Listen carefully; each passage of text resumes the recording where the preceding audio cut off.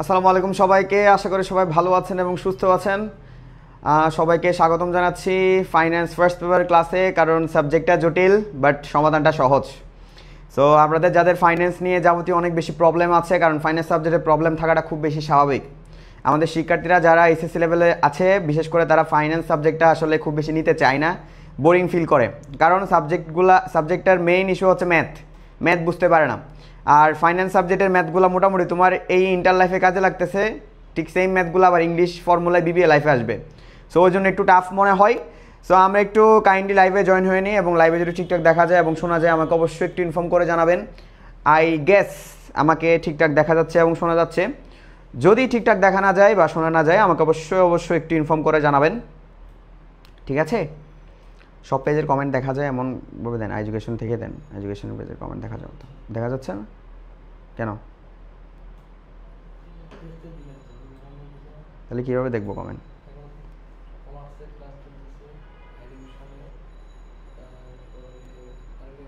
Comment একদম কোনো scope নাই,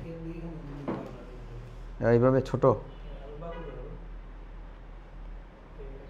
আচ্ছা, এভাবে তো সবগুলো উঠবে না মনে হয়, প্রথমটাই দেখা যাচ্ছে, বাকিগুলো তো দেখা যাচ্ছে না। আচ্ছা, সো আমাকে যদি ঠিকঠাক দেখা যাচ্ছে কি না একটু আমাকে ইনফর্ম করে জানান। যদি আমাকে ঠিকঠাক দেখা যায় এবং শোনা যায়, আমাকে অবশ্যই একটু ইনফর্ম করে জানাবেন। অল রাইট, সব কিছু ঠিকঠাক?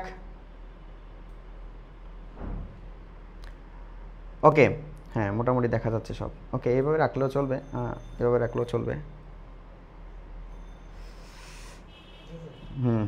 It's okay all right. হ্যাঁ আচ্ছা, সো ফাইন্যান্স সাবজেক্টটা কার কার ভয় লাগে, বা ইন্টারে আমরা ফাইন্যান্স কম করেছি, বা ফাইন্যান্স নিয়ে অনেক প্রবলেমেটিক ইস্যু আছে, কার কার হাত তুলো। ফাইন্যান্স নিয়ে কার কার প্রবলেমেটিক ইস্যু আছে একটু হাত তুলে জানাও। ফাইন্যান্স নিয়ে কার কার প্রবলেমেটিক ইস্যু আছে আমাকে একটু কমেন্ট করে জানাও যে ভাই ফাইন্যান্স পারি না, ফাইন্যান্স অনেক কষ্টের। আচ্ছা, আসসালামু আলাইকুম। ওয়ালাইকুম আসসালাম। একটু শেয়ার করে দাও সবাই, একটু শেয়ার করে দাও যাতে বন্ধুরা একটু জানতে পারে, ফ্রেন্ডসরা একটু জানতে পারে যে ফাইন্যান্স ক্লাস কিন্তু খুব একটা বেশি জায়গায় হয় না, বা তোমরা ফাইন্যান্স ক্লাস খুব একটা বেশি জায়গায় পাবা না। সো ফাইন্যান্স সাবজেক্টটা গুছিয়ে দেওয়ার জন্যই আমি এসেছি, এবং ট্রাই করব তোমাদেরকে আজকে একটা শর্ট সাজেশনস দেওয়ার জন্য, যে টপিকগুলো তোমরা দেখবা, যে টাইপের ম্যাথগুলো তোমরা দেখবা। এবং আমরা ফাইন্যান্সের জন্য টোটাল 5টা ক্লাস রেখেছি। কয়টা? 5টা ক্লাস রেখেছি। আজকে ক্লাস হবে, 4 তারিখ ক্লাস হবে, হ্যাঁ 5 তারিখ ক্লাস হবে। ওকে, সো ক্লাস চলবে, ঠিক আছে? ক্লাস চলবে। আমরা হচ্ছে গিয়ে একটু ক্লাসটা শেয়ার করে দিই এবং মেনশন করে দিই ফ্রেন্ডদেরকে, যাতে সবাই একটু আসার সুযোগ পায়। ওকে, ফাইন্যান্স আমি অনেক ভালো পারি ভাই, আলহামদুলিল্লাহ। ফাইন্যান্স ভালো পারলে জোস, মানে ফাইন্যান্সে A+ পাওয়া খুবই ইজি। কারণ ম্যাথ যদি তুমি পারফেক্টলি করে দিয়ে আসতে পারো, ম্যাথের রিদমটা যদি তুমি বুঝতে পারো, তাহলে তোমার জন্য ইজি। আর আমরা ফাইন্যান্স ফার্স্ট পেপারে শুধু থিওরি চ্যাপ্টার আছে অনলি একটা। ফাইন্যান্স ফার্স্ট পেপারে থিওরি চ্যাপ্টার আছে অনলি একটা, আর বাকি যা শর্ট সিলেবাসে আছে সবগুলাই হচ্ছে কি ম্যাথ, সবগুলাই আছে কি ম্যাথ। সো আই গেস তোমাদের মোটামুটি সবার শেয়ার ডান কিনা? শেয়ার ডান হইলে আমি তোমাদেরকে ক্লাস স্টার্ট করবো আর কি। হ্যাঁ, শেয়ার করা শেষ সবার? আচ্ছা, সো আমরা যদি একটু প্রথম চ্যাপ্টারটা দেখি, প্রথম যে চ্যাপ্টারটা আছে সেটা হচ্ছে অর্থায়নের সূচনা। সো অর্থায়নের সূচনা থেকে আমরা কোন কোন কোশ্চেন্সগুলো দেখব, বিশেষ করে যেগুলা গুরুত্বপূর্ণ, যে জ্ঞানমূলক কোশ্চেন্সগুলো আছে চ্যাপ্টার 1 থেকে কোন কোন কোশ্চেন্সগুলো দেখব। যেমন ব্যবসায় অর্থায়ন কোশ্চেন্সটা দেখব। কাম্য মূলধন কাঠামো বলতে কি বোঝায়? কাম্য মূলধন কাঠামো বলতে বোঝায় হচ্ছে গিয়ে আমাদের অর্থায়নের মধ্যে যখন হচ্ছে গিয়ে তোমার ঋণ ইন্টারনাল এবং এক্সটার্নাল একটা মিক্স থাকবে। হ্যাঁ, ইন্টারনাল এবং এক্সটার্নাল একটা কি থাকবে? মিক্সড ভার্সন থাকবে, সেটাকে আমরা বলি হচ্ছে কাম্য মূলধন। যাতে অতিরিক্ত যদি আমি লোন নিয়ে নিই, অতিরিক্ত যদি আমি ঋণ নিয়ে নিই, তাহলে আমার খরচ বেড়ে যাবে। হ্যাঁ, বা অতিরিক্ত যদি আমি নিজস্ব মূলধন বেশি দিয়ে দিই, তাহলেও কিন্তু কি হয়ে যাবে? অন্য একটা স্কোপ দাঁড় করানো যাবে না। ওই জন্য হচ্ছে আমরা এটার মধ্যে একটা ইকুয়াল সমতা বজায় রাখবো, এটাকে বলা হয় কাম্য মূলধন। অর্থায়ন কি? অর্থায়ন সাধারণ দৃষ্টিতে হচ্ছে তহবিল সংগ্রহ এবং তার সঠিক ব্যবস্থাপনাকে আমরা কি বলি? অর্থায়ন বলি। তার মানে হচ্ছে অর্থায়ন মানে কি? তহবিল সংগ্রহ এবং প্লাস তার সঠিক ব্যবস্থাপনা। এটাকে আমরা বলি মূলত হচ্ছে অর্থায়ন। এরপরে তারল্য কি? তারল্য বলতে হচ্ছে তোমার দায় পরিশোধ করার জন্য তোমার নগদ অর্থের যে প্রাপ্যতা, নগদ অর্থের কি প্রাপ্যতা, এই যে নগদ অর্থের প্রাপ্যতা বোঝায়, নগদ অর্থের কি বোঝায়? প্রাপ্যতা বোঝায়। ক্লিয়ার? সো আমরা এই 4টা কোশ্চেন্স দেখব, গুরুত্বপূর্ণ জ্ঞানমূলক কোশ্চেন চ্যাপ্টার 1। এগুলা আমাদের সাজেশন আকারে থাকবে, আবারও বলছি এগুলা তোমাদের জন্য মোস্ট ইম্পর্টেন্ট। তুমি যেই বোর্ডে পরীক্ষা দাও না কেন, প্রত্যেকটা বোর্ডের জন্য এই 4টা কোশ্চেন্সগুলো অ্যাপ্লিকেবল, প্রতিটা বোর্ডের জন্য এই 4টা কোশ্চেন্স অ্যাপ্লিকেবল। আমি আবারও বলছি প্রতিটা বোর্ডের জন্য এই 4টা কোশ্চেন্স অ্যাপ্লিকেবল, ঠিক আছে? আচ্ছা, এবার আমরা যদি একটু দেখি খ নাম্বার কোশ্চেন, এটা তো আমাদের ক নাম্বারে গেল, গুরুত্বপূর্ণ জ্ঞানমূলক কোশ্চেনে গেল। এরপর আমরা দেখব গুরুত্বপূর্ণ অনুধাবনমূলক কোশ্চেন্স। অনুধাবনমূলক কোশ্চেন্স আমি অনেকগুলা দিয়েছি। অনুধাবনমূলক কোশ্চেন্সের মধ্যে যেমন সম্পদ সর্বাধিকরণ কাকে বলা ব্যাখ্যা করো, হ্যাঁ, ব্যবসায় নৈতিকতা বলতে কি বোঝায় ব্যাখ্যা করো, উচ্চ মুনাফাযুক্ত প্রকল্প নির্বাচন সর্বদা গ্রহণযোগ্য নয় উক্তিটি ব্যাখ্যা করো, সামাজিক দায়বদ্ধতা বলতে কি বোঝায়, তারল্য এবং মুনাফার মধ্যে কি সম্পর্ক বিদ্যমান, ঝুঁকি এবং মুনাফার মধ্যে কি সম্পর্ক বিদ্যমান, অর্থ অর্থায়নের মধ্যে সম্পর্ক কেমন, সম্পদ সর্বাধিকরণ বলতে কি বোঝায় এবং অর্থায়নের দৃষ্টিতে একটি ফার্মের সম্পদ সর্বাধিকরণ মূল লক্ষ্য হওয়ার কারণ কি, তার পাশাপাশি ব্যবসায় অর্থায়ন বলতে কি বোঝায়। সো আমি যেই কোশ্চেন্সগুলো এখানে রেখেছি ট্রাই করবা এই কোশ্চেন্সগুলোর অ্যান্সারগুলা নিজেদের একটু ইভ্যালুয়েশন করে নিয়ে নেওয়ার জন্য, বা এই টপিকগুলো একটু ভালো মতন দেখে নেব। কারণ আমি ধরো খ নাম্বারের জন্য 10টা দিয়েছি, ক এর জন্য 4টা রেখেছি। এবার আসো আমাদের গ গ, হ্যাঁ, গ গর জন্য আমরা কি দেখব, মানে উদ্দীপক রিলেটেড করার জন্য আমরা কোন টপিকগুলো দেখে যাব। এই যে গ গ এর জন্য তোমাদের অলরেডি সাজেশনস রেডি করা আছে। এই যে গ গর জন্য হচ্ছে তোমরা এই টপিকগুলো দেখে যাবা, দেখা যাচ্ছে ঠিকঠাক? গ গর জন্য হচ্ছে তোমরা এই টপিকগুলো দেখে যাবা। সো ঠিকঠাক যদি দেখা যায়, দেখো ঠিকঠাক দেখা যাচ্ছে কিনা, তোমাদের কি ঠিকঠাক দেখা যাচ্ছে কিনা?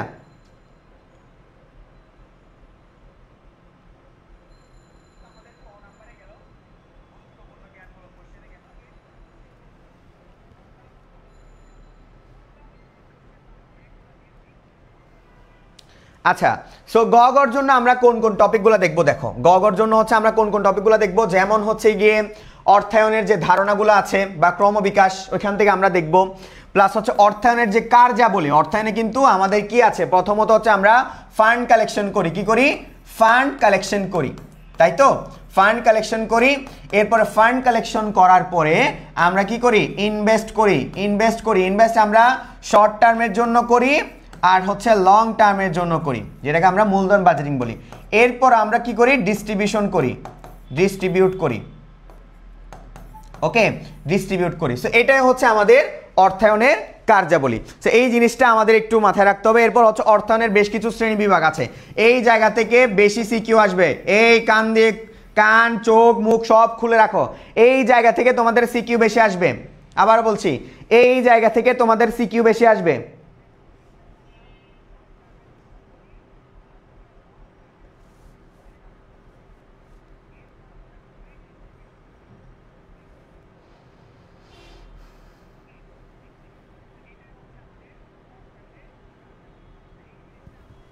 তো আবার বলছি, অর্থায়নের শ্রেণীবিভাগ একটু ভালো মতন দেখে নিবা। এই যে অর্থায়নের শ্রেণীবিভাগের মধ্যে হচ্ছে ব্যবসায় অর্থায়ন আছে, হ্যাঁ, আবার হচ্ছে অব্যবসায় অর্থায়ন আছে, পারিবারিক অর্থায়ন আছে, সরকারি অর্থায়ন আছে। সরকারি অর্থায়নে আগে কি দেখা হয়? আয় দেখা হয় না ব্যয় দেখা হয়? যেমন আমরা যখন সরকারি অর্থায়ন পড়েছিলাম, এই যে সরকারি অর্থায়নে কি করা হয় বলো তো? যখন বাজেট ঘোষণা করা হয় তখন হচ্ছে আগে ব্যয় নির্ধারণ করা হয়, সেই বুঝে আয় করা হয়, হ্যাঁ। সো অনেক সময় হচ্ছে ব্যয় বেশি হয়ে যায়, আয় কম হয়ে যায়।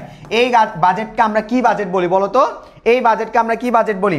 এরপর হচ্ছে ব্যয় কম, যখন সরকারের ব্যয় কম আবার আয় বেশি, তখন এটাকে আমরা কি বাজেট বলি? মূলত সরকারি অর্থায়নটা মূলত হচ্ছে বাজেটের সাথে রিলেটেড। কার সাথে বলো তো? বাজেটের সাথে রিলেটেড, বাজেটের সাথে। যেমন বর্তমানে বাংলাদেশে 2025 এবং 26 সালে যে বাজেটটা ঘোষণা করা হয়েছে সেটা হচ্ছে $7.9 ট্রিলিয়ন। হ্যাঁ, এটার এক্সপেন্স বাজেট হচ্ছে $7.9 ট্রিলিয়ন এবং রেভিনিউ বাজেট মনে হয় $5.51 ট্রিলিয়ন কাছাকাছি। সো এখানের মধ্যে কিছু টাকা কি আছে? ঘাটতি আছে। সো যখন হচ্ছে সরকারের ব্যয় বেশি হয়ে যায়, আয় কম হয়ে যায়, সেটাকে আমরা বলি হচ্ছে ঘাটতি বাজেট। কোন বাজেট বলি? ঘাটতি বাজেট বলি। ক্লিয়ার? কেন স্কিপ করো না? স্কিপ যাদের হচ্ছে ম্যাথের দুর্বলতা আছে, শোনো, যাদের হচ্ছে ম্যাথে একটু প্রবলেম হয় তারা চাইলে এই চ্যাপ্টার ধরে রাখতে পারো। আর যাদের ম্যাথ ভালো পারো তাদের জন্য আমি ক্লাস রাখছি, সমস্যা নেই, তাদের জন্য আমরা ম্যাথ ক্লাস রাখবো, কোনো প্যারা নাই। তো আজকে হচ্ছে কি আমি চ্যাপ্টারটা যারা থিওরিটিক্যাল টাচ করবা, থিওরি চ্যাপ্টারও কোনো কারণে তোমার পরীক্ষায় ম্যাথ কমন পড়েনি, সাপোজ কোনো কারণে এনি কারণে তোমার ম্যাথ কমন পড়েনি, তখন তুমি কি করবা? তখন তুমি এই চ্যাপ্টার থেকে কভার করবা, এই চ্যাপ্টার থেকে কি করবা? কভার করবা। এরপরে অর্থায়নের যে নীতিসমূহ মাস্ট, অর্থায়নের নীতিসমূহ থেকে সিকিউ আসার সম্ভাবনা আছে। আবারও বলছি, অর্থায়নের নীতিসমূহ ভালো মতন দেখবা, পোর্টফোলিও নীতি, ঝুঁকি এবং মুনাফার নীতি, হ্যাঁ, ঝুঁকি এবং মুনাফার নীতি, তার পাশাপাশি হচ্ছে কি তোমার আমাদের যে তারল্য এবং মুনাফা নীতি। তো এই জিনিসগুলো একটু দেখবা, তারল্য এবং মুনাফা নীতি। তো আমাদের যে 3 ধরনের যে নীতি আছে, 3টা নীতি একটু দেখে যাওয়ার চেষ্টা করবা। এরপরে আমাদের মাঝে মধ্যে খ নাম্বারও কোশ্চেন্সটা আছে বা গ নাম্বারও মাঝে মধ্যে আসে, সেটা হচ্ছে অর্থায়নের যে লক্ষ্যগুলো আছে, অর্থায়নের যে স্বল্পমেয়াদী লক্ষ্য আছে বা দীর্ঘমেয়াদী লক্ষ্য আছে। একটাকে আমরা সম্পদ সর্বাধিকরণ বলি, একটাকে মুনাফা সর্বোচ্চকরণ বলি, বা সম্পদ সর্বোচ্চকরণ বলি বা মুনাফা সর্বাধিকরণ বলি। এগুলার একটু ক্যারেক্টারিস্টিকগুলো একটু দেখে যাবা, প্লাস অর্থায়নের সামাজিক দায়বদ্ধতাগুলো একটু দেখে যাবে, যে মানুষের পক্ষে, সমাজের পক্ষে, কর্মীর পক্ষে। এটা মূলত হচ্ছে আমাদের সিএসআর থেকে অনেক সময় টিচাররা কোশ্চেন্স করে, বিশেষ করে ম্যানেজমেন্টে যখন আমরা যাই লাস্ট চ্যাপ্টারে এই সিএসআর থেকে কিন্তু কোশ্চেন্স আসে। সো আমরা একটু ফার্স্ট পেপারের ফার্স্ট চ্যাপ্টারটা কি বুঝতে পেরেছি, সাজেশনসটা ফার্স্ট পেপারের যে ফার্স্ট পেপারের যে সাজেশনস, এটা কি বুঝতে পেরেছি? কোনো ইস্যু?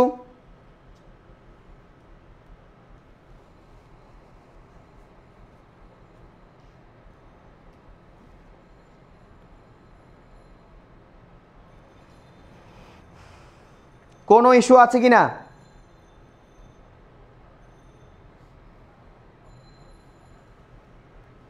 আচ্ছা, তাহলে আমরা যে ফার্স্ট পেপারে যে যে টপিকগুলো বলেছি ওইগুলো আমরা একটু দেখে যাব, যদিও তোমাদেরকে আমরা পিডিএফ প্রোভাইড করে দিব, কোনো টেনশন নাই।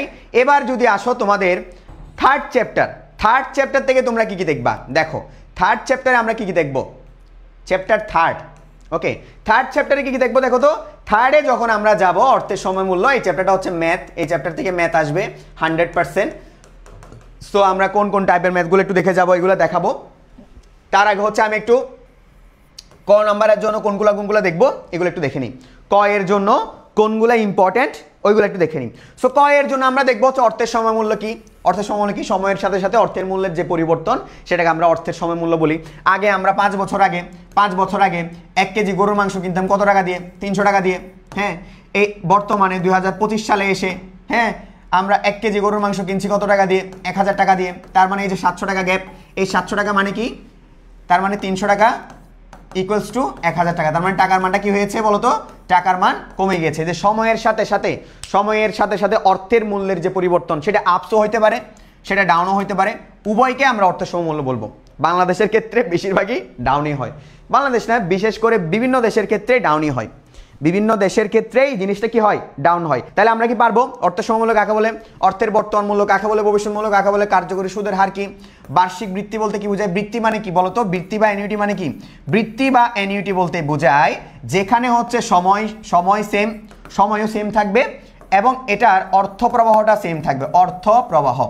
অ্যানুইটি বলতে বা কিস্তি বলতে বোঝায় যেখানে সময় সেম, অর্থ প্রবাহ সেম, সেটাই হচ্ছে অ্যানুইটি। যেমন ডিপিএস কিন্তু একটা অ্যানুইটির মতো কাজ করে। নির্দিষ্ট সময় শেষে জমা দিতে হয়, নির্দিষ্ট সময়ের পরে তোমার নির্দিষ্ট পরিমাণ অর্থ কি রাখতে হয়? জমা রাখতে হয়। সো এই জিনিসটা হচ্ছে আমাদের ডিপিএস এর মতো কাজ করে। মিশ্র নগদ প্রবাহ কি? সময় রেখা বা টাইম লাইন কি? এবং চক্রবৃদ্ধি সুদ বলতে কি বোঝায়? সুদ এবং আসলের উপর যে আমরা সুদ প্লাস আসলের উপর আমরা যেই সুদ ধরি সেটাই হচ্ছে কি তোমার চক্রবৃদ্ধি সুদ। সো ক নাম্বারের জন্য আমরা যে কোশ্চেনগুলো 8টা কোশ্চেন দিয়েছি, তুমি যেই বোর্ডে পরীক্ষা দাও না কেন ক নাম্বারের জন্য এখান থেকে আসবে। সো ক্লিয়ার কিনা? ক নাম্বারের জন্য এই জায়গা থেকে কোশ্চেন আসবে।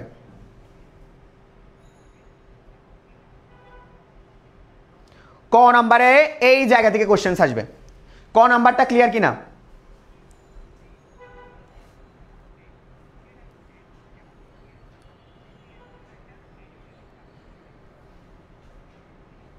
সো সো ক নাম্বারের কোশ্চেন্সগুলো যদি ক্লিয়ার হয় আমরা একটু খ নাম্বারে যাব বা অনুধাবনমূলক কোশ্চেন্সে যাব। অনুধাবনমূলক কোশ্চেন্সে আমি প্রায় 6-7টা কোশ্চেন্স রেখেছি। কি কি দেখবো আমরা অনুধাবনমূলক কোশ্চেন্স থেকে? যেমন সাধারণ অ্যানুইটি দেখবো। সাধারণ অ্যানুইটি বলতে কি বোঝায় বা বৃত্তি বলতে কি বোঝায়? যেটা হচ্ছে বছরের শেষে, যেটাতে শেষে উল্লেখ থাকে সেটা হচ্ছে সাধারণ। আর যখন হচ্ছে শুরুতে থাকে, শুরুতে হলে অগ্রিম, শুরুতে হলে কি হয়? অগ্রিম হয়। শুরুতে হলে কি হয়? অগ্রিম হয়। চক্রবৃদ্ধি হারে প্রকৃত সুদের হার পরিবর্তন হয় কেন? ব্যাখ্যা করো। রুল 72 বা রুল 69 বলতে কি বোঝায়? হ্যাঁ, যে সুদের হারে বা যে সময়ের হারে হচ্ছে কি আমাদের অর্থপ্রবাহ কি হয়ে যায়? দ্বিগুণ হয়ে যায়, সেটা হচ্ছে রুল 72 বা 69। কার্যকরী সুদের হার বলতে কি বোঝায়? বা EIR, হ্যাঁ, অনেকে EIRও বলে। চক্রবৃদ্ধির সংখ্যা বৃদ্ধি পেলে অর্থের ভবিষ্যৎ মূল্য প্রবাহের উপরে কি প্রভাব পড়বে? এটা একটু মাথায় রাখবা। যেমন চক্রবৃদ্ধির সংখ্যা যদি বাড়ে আমাদের ভবিষ্যৎ মূল্য কি হবে? বাড়বে। কারণ চক্রবৃদ্ধির সাথে ফিউচার ভ্যালুর সম্পর্কটা হচ্ছে পজিটিভ। যেমন আমি যদি বলি সুদের হার যদি বাড়ে, সুদের হার যদি বাড়ে, সময় যদি বাড়ে, এম এর মান যদি বাড়ে, হ্যাঁ, সুদের হার যদি বাড়ে, সময় যদি বাড়ে, এম এর মান যদি বাড়ে, তখন প্রেজেন্ট ভ্যালু কি যাবে? কমে যাবে। ঠিক আছে? সুদের হার যদি কমে, এন এর মান যদি কমে, হ্যাঁ, তারপর হচ্ছে এম এর মান যদি কমে, তাহলে প্রেজেন্ট ভ্যালু বেড়ে যাবে। ওকে, এবার এটা ফিউচার ভ্যালুর ক্ষেত্রে উল্টা। আই এর মান যদি বাড়ে, এন এর মান যদি বাড়ে, এম এর মান যদি বাড়ে, তখন কিন্তু ফিউচার ভ্যালু বেড়ে যাবে। মানে ওর সাথে ফিউচার ভ্যালুর সাথে, আই এর সাথে, এন এর সাথে, হ্যাঁ, আজকে ম্যাথ করাবো না, আজকে হচ্ছে জাস্ট তোমাদের সাজেশনসটা দিব এবং প্রথম অধ্যায় পড়াবো। আমরা নেক্সট ক্লাস থেকে ম্যাথে যাব। ওকে, আই এর সাথে, এন এর সাথে, এম এর সাথে ফিউচার ভ্যালুর পজিটিভ রিলেশনশিপ, আর আই এর সাথে, এন এর সাথে, এম এর সাথে প্রেজেন্ট ভ্যালুর নেগেটিভ রিলেশনশিপ। এতটুকু বোঝা গিয়েছে? এতটুকু বোঝা গিয়েছে কিনা?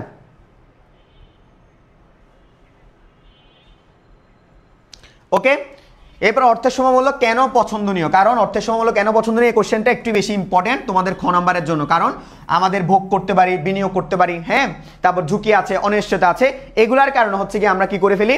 অর্থের সমমূল্যকে পছন্দ করি। আচ্ছা, এবার আমরা গর ক্ষেত্রে হচ্ছে কোন কোন টপিকগুলো থেকে দেখবো। গ থেকে হচ্ছে কি আমরা বিশেষ করে অ্যানুইটির বর্তমান মূল্য এবং ভবিষ্যৎ মূল্য ম্যাথগুলো দেখবো। বিশেষ করে এই পার্টটা অ্যানুইটির ম্যাথগুলা একটু ভালো মতন দেখে যাবা। একটু এগুলো হচ্ছে আমাদের নর্মাল 9-10 এর ম্যাথ। এটা হচ্ছে নর্মাল যে আমরা 9-10 ম্যাথ করেছি। এই যে প্রেজেন্ট ভ্যালু সমান future value 1 plus I whole to the power n। So এটা হচ্ছে আমাদের নর্মাল, হ্যাঁ। আর এটাকে যদি আমি প্রক্ষান্তর করে দিই তাহলে PB into 1 plus I whole to the power n। So এটা হচ্ছে আমাদের নর্মাল, যেটা 9-10 আমরা করেছি। বাট আমাদের সবচেয়ে বেশি কোশ্চেন্স আসে এই জায়গা থেকে, মানে ইন্টারে, হ্যাঁ, ইন্টারে এই কোশ্চেন্সগুলা বেশি আসে। মানে ম্যাথ যদি সবচেয়ে বেশি আসে এই জায়গা থেকে বেশি আসে। সো আমরা এই জায়গাগুলো একটু স্কিপ করব না। এখানের মধ্যে তোমাদের যে অ্যানুইটির বর্তমান মূল্য, অ্যানুইটির ভবিষ্যৎ মূল্য, অ্যানুইটি হচ্ছে সাধারণ, অগ্রিম, এই ম্যাথগুলো আমরা ইনশাল্লাহ নেক্সট ক্লাসে করব। সো আমি আবারও বলছি 9-10 এর ম্যাথগুলো মাঝে মধ্যে আসে, বাট অ্যানুইটির ম্যাথগুলা কখনো স্কিপ করে যাবে না। অ্যানুইটির ম্যাথগুলা কখনো স্কিপ করে যাবে না, কারণ তোমার পরীক্ষায় যদি অ্যানুইটির ম্যাথই আসবে, তোমার পরীক্ষায় অ্যানুইটির ম্যাথই আসবে, এবং ওই অ্যানুইটির ম্যাথ যদি একটু ভালো মতন বুঝতে পারো তুমি পারবা। আর ওইখানে নর্মাল যেগুলো 9-10 আমরা সূত্র পড়েছি, প্রেজেন্ট ভ্যালু, ফিউচার ভ্যালু, ওগুলো মোটামুটি আমরা সবাই পারি। 9-10 এরগুলো তো সবাই পারো মুটমাট। তবুও আমি তোমাদেরকে 9-10 এর ম্যাথগুলো করাবো, যেগুলো হচ্ছে তোমাদের present value, normal future value, হ্যাঁ, ওগুলো মোটামুটি আমরা সবাই পারি। তবুও আমি নেক্সট ক্লাস এগুলো করাবো। প্লাস হচ্ছে গিয়ে আমরা অ্যানুইটির ম্যাথগুলোতে একটু বেশি ফোকাস করব। অ্যানুইটির ম্যাথগুলোতে আমরা একটু বেশি ফোকাস করব, ঠিক আছে? ওকে, আচ্ছা, এবার যদি আমি চ্যাপ্টার 6-এ যাই, চ্যাপ্টার 6 থেকে আমরা কোন কোন টপিকগুলো দেখবো, যেটা হচ্ছে দীর্ঘমেয়াদী অর্থায়ন। সেখান থেকে হচ্ছে আমরা বন্ড কি, বন্ড হচ্ছে দীর্ঘমেয়াদী ঋণের দলিল। কি মেয়াদী বলো তো? দীর্ঘমেয়াদী ঋণের দলিল। দীর্ঘমেয়াদী কি দলিল বলো তো? ঋণের দলিল। ওয়াইটিসি কি? Zero coupon bond. কি জিরো কুপন বন্ড? হচ্ছে গিয়ে যে বন্ডে কোনো কুপন রেট থাকে না, কুপন রেট থাকে না। এটা হচ্ছে তোমার লিখিত মূল্যের চেয়ে কম মূল্যে বিক্রি করা হয়। লিখিত মূল্যের চেয়ে কম মূল্যে বিক্রি করা হয়, কম মূল্যে। ওই যে ট্রেজারি বিলের মতো, হ্যাঁ, কম মূল্যে কি করা হয়? সেল করা হয়। এটা হচ্ছে আমাদের জিরো কুপন বন্ড। ঋণপত্র কি? ঋণপত্র আর বন্ডের মধ্যে তেমন কোনো পার্থক্য নাই। ঋণপত্র হচ্ছে তোমার জামানতবিহীন, আর বন্ড হচ্ছে জামানত যুক্ত। সো ক্লিয়ার কিনা সবার কাছে এতটুকু? এসএসসি 27 ক্লাস করতে পারো, কোনো সমস্যা নেই। তুমি চাই দেখে নিতে পারো যে কোন কোন টপিকগুলো এখন থেকে একটু ক্লিয়ার করা দরকার।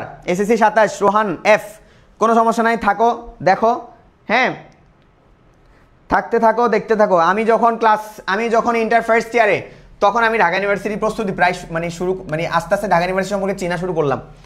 ঢাকা ইউনিভার্সিটির প্রস্তুতি নিই নাই, এবং ফার্স্ট ইয়ারের শেষের দিকে এসে আমি ঢাকা ইউনিভার্সিটির প্রস্তুতি নিয়েছি, ফার্স্ট ইয়ারের শেষের দিকে এসে। সো এসএসসি 24-25 কোনো ব্যাপার না, করতে থাকো, ক্লাস করাটা ইম্পর্টেন্ট, পড়াশোনা করাটা ইম্পর্টেন্ট, নাথিং এলস। তুমি কোন ব্যাচ, নাথিং এলস, তুমি কোন ব্যাচ, তুমি 25 ব্যাচ, যেহেতু তোমার এখন পরীক্ষা, তোমার পড়তেই হবে। আর বাকিরা একটু দেখো। আচ্ছা, এরপর আসা হচ্ছে কখন বন্ডের বাজার মূল্য অভিহিত মূল্য সমান হয়। মেয়াদ পূর্তি উপার্জনের হার কি, বুঝিয়ে লেখো। কোন সিকিউরিটিকে হাইব্রিড সিকিউরিটি বা সংকট সিকিউরিটি বলা হয়, এটা আমরা কি জানি বলো তো? এটা হচ্ছে আমাদের অগ্রাধিকার শেয়ারকে হাইব্রিড সিকিউরিটি বলা হয়। ওকে, ট্রেজারি বন্ডের আয়ের হার কেন ঝুঁকিমুক্ত? কারণ ট্রেজারি বন্ডের আয়ের হার হচ্ছে সরকার ইস্যু করে, হ্যাঁ, সরকারের বাংলাদেশ ব্যাংকের ট্রেজারি বিভাগ থেকে। আচ্ছা, সাধারণ শেয়ার এবং অজ্ঞাত শেয়ারের মধ্যে পার্থক্য নির্ণয় করে, এটা ইম্পর্টেন্ট, এই কোশ্চেনটা ইম্পর্টেন্ট ক্ষয়ের জন্য। এই যে ম্যাথ প্রবলেমগুলা ধরতে, তুমি যখন ম্যাথ করতে যাও, তোমাকে যখন বলা হয় যে এটা এইভাবে হবে, তখন কিন্তু তুমি পারো, কিন্তু তুমি উদ্দীপক পড়ে আসলে ম্যাথটা ধরতে পারো না। সো ওইগুলাই শিখাবো ইনশাল্লাহ নেক্সট ক্লাসে। আজকে আমরা জাস্ট সাজেশনস টাইপের ক্লাস, তো আমি জাস্ট সাজেশনসটা দিয়ে দিচ্ছি, কারণ তোমরা নিজেরা একটু দেখে রাখবা, প্লাস যখন আমি ক্লাস করাবো তখন হচ্ছে আমরা ম্যাথ করবো ইনশাল্লাহ, ঠিক আছে? এই যে ম্যাথ ধরতে না পারাটা খুবই প্রবলেমেটিক, কারণ বেশিরভাগ স্টুডেন্ট জানে ম্যাথটা কীভাবে করতে হবে, এটা জানে, তার কাছে সূত্র মাথায় আছে, কিন্তু সে ম্যাথ ধরতে পারে না। বিশেষ করে 3rd চ্যাপ্টারে তোমার অর্থের সমমূল্য যখন আমরা পড়ি, তখন আমরা ম্যাথ ধরতে পারি না, যে এটা কি অ্যানুইটি, এটা কি সাধারণ, এটা কি সাধারণের প্রেজেন্ট ভ্যালু, এটা কি সাধারণের ফিউচার ভ্যালু, এই জিনিসটা আমরা ধরতে পারি না।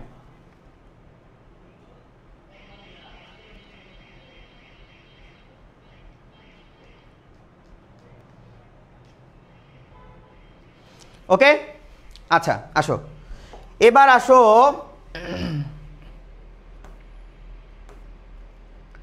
ঘ ঘর ক্ষেত্রে আমরা কি দেখব, ঘ ঘ কোশ্চেনের ক্ষেত্রে আমরা কি দেখব। যেমন ঘ ঘর ক্ষেত্রে আমরা দেখব হচ্ছে এখানে ওয়াইটিএম, বন্ডের ভ্যালু, বন্ড ভ্যালু বের করার ম্যাথটা আমরা একটু দেখব, হ্যাঁ, বন্ডের ভ্যালু বের করার, বর্তমান মূল্য বের করার, এই জিনিসটা আমরা একটু দেখব। বন্ডের বর্তমান মূল্য বা অন্তর্হিত মূল্য নির্ণয় পদ্ধতি, এটা একটু আমরা বেশি দেখব, সেগুলো যখন আমরা ম্যাথে যাব ইনশাল্লাহ দেখব, ক্লিয়ার?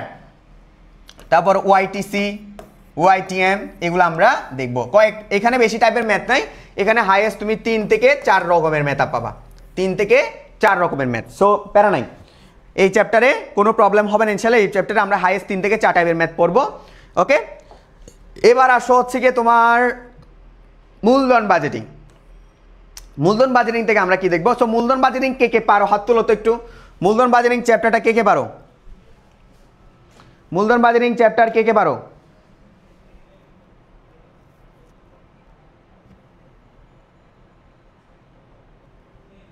মূলধন বাজেটিং চ্যাপ্টারটা কে পারো, হাত তুলো।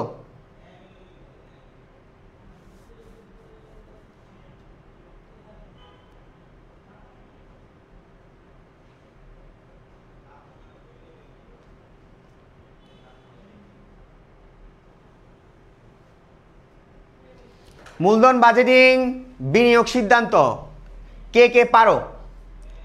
প্রশ্ন দেখলে সূত্র গুলাই যায়, এটা খুবই কমন ফ্যাক্ট। ফাইন্যান্সের ক্ষেত্রে পোলাবাইনদের সবচেয়ে কমন ফ্যাক্ট হচ্ছে প্রশ্ন বুঝতে না পারা।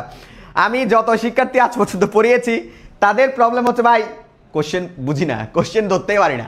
সো মূলধন বাজেটিং চ্যাপ্টারটা সহজ, টু বি অনেস্ট। মূলধন বাজেটিং চ্যাপ্টারটা আলহামদুলিল্লাহ আমরা সবাই পারি। সো মূলধন বাজেটিং চ্যাপ্টার থেকে মোটামুটি তোমাদের 2টো ম্যাথ আসার সম্ভাবনা আছে। সো ভয় পাওয়ার দরকার নেই, কিছু কিছু বোর্ডে হয়তো উল্টাপাল্টা করতে পারে, বাট কয়েকটা বোর্ডে এখান থেকে দুটো সিকি কমন আসার সম্ভাবনা আছে, কারণ এই চ্যাপ্টারটা মোটামুটি ইম্পর্টেন্ট। সো আমরা কর জন্য মোটামুটি দেখবো কি, স্বাধীন প্রকল্প কি, যে প্রকল্প একটার সাথে একটা মারামারি করে না, ওটা স্বাধীন প্রকল্প। তারপর হচ্ছে গ্রহণ বর্জন, যেটা হচ্ছে একটার সাথে একটা স্বাধীন করে তো মারামারি করে।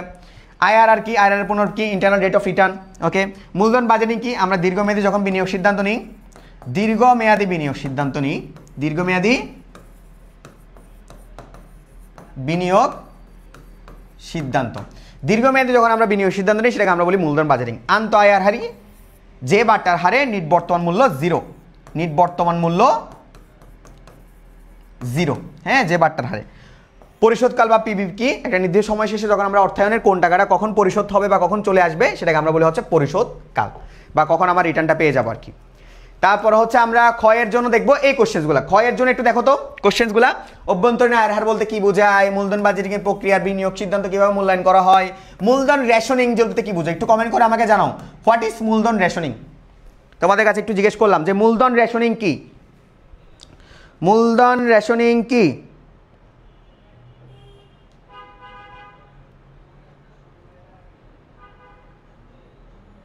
মূলধন রেশনিং কি বলো তো ভাইয়া?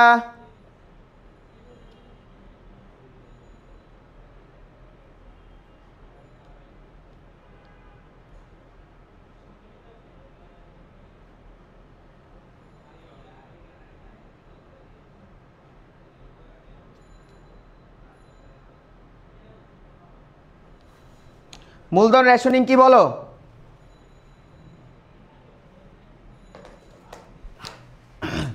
হোয়াট ইজ মূলধন রেশনিং? এই কমেন্ট করতে হবে। তোমরা পারো কিনা আমার একটু জানতে হবে তো, নাহলে কেমনে বুঝবো? তোমরা তো অনেকেই বলতেছো ভাই পারি পারি। হোয়াট ইজ মূলধন রেশনিং?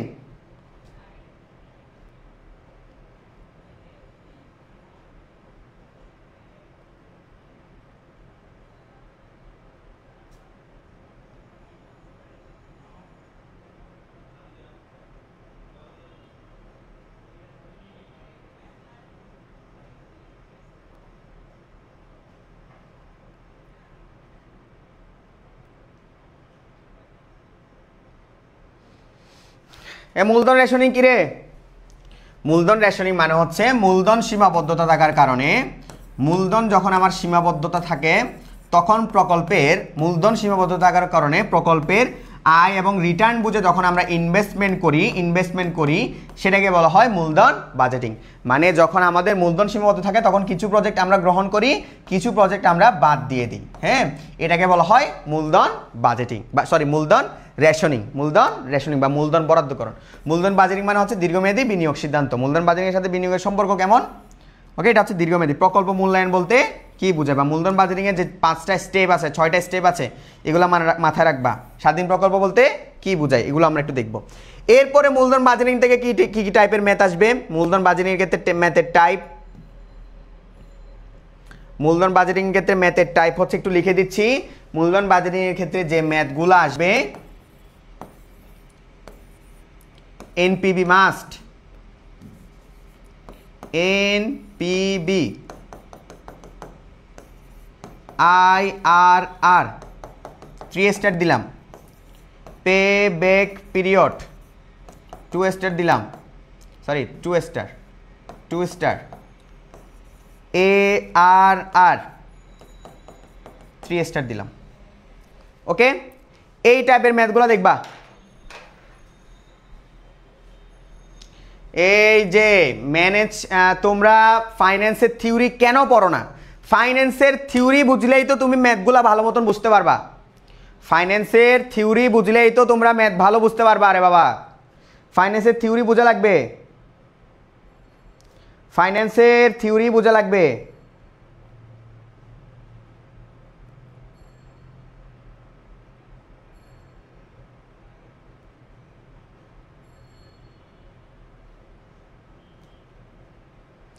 ফাইন্যান্সের থিওরিটা বোঝা লাগবে।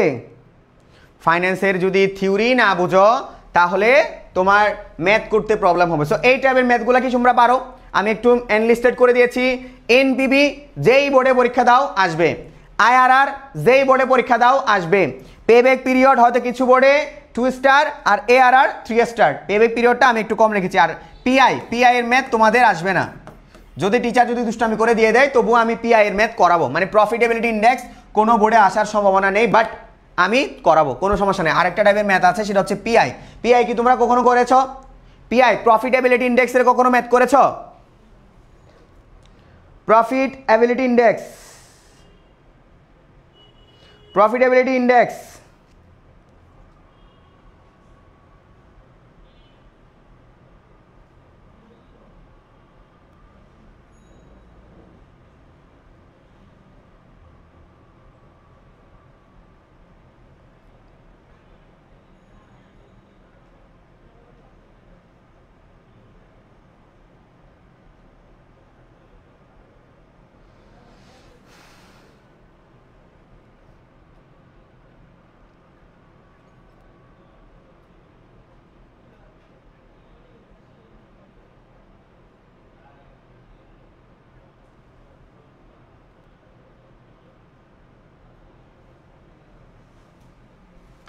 ওকে,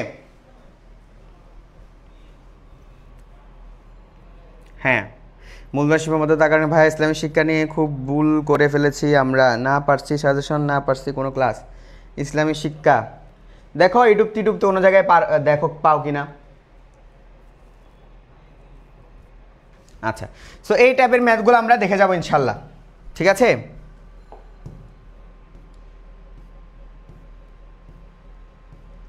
অ্যান্ড দ্য লাস্ট চ্যাপ্টার, ঝুঁকি এবং মুনাফার হার কে পারো?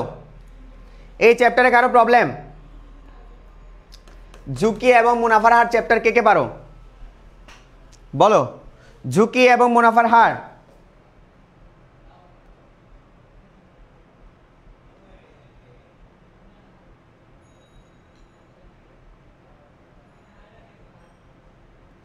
ঝুঁকি এবং মুনাফার হার।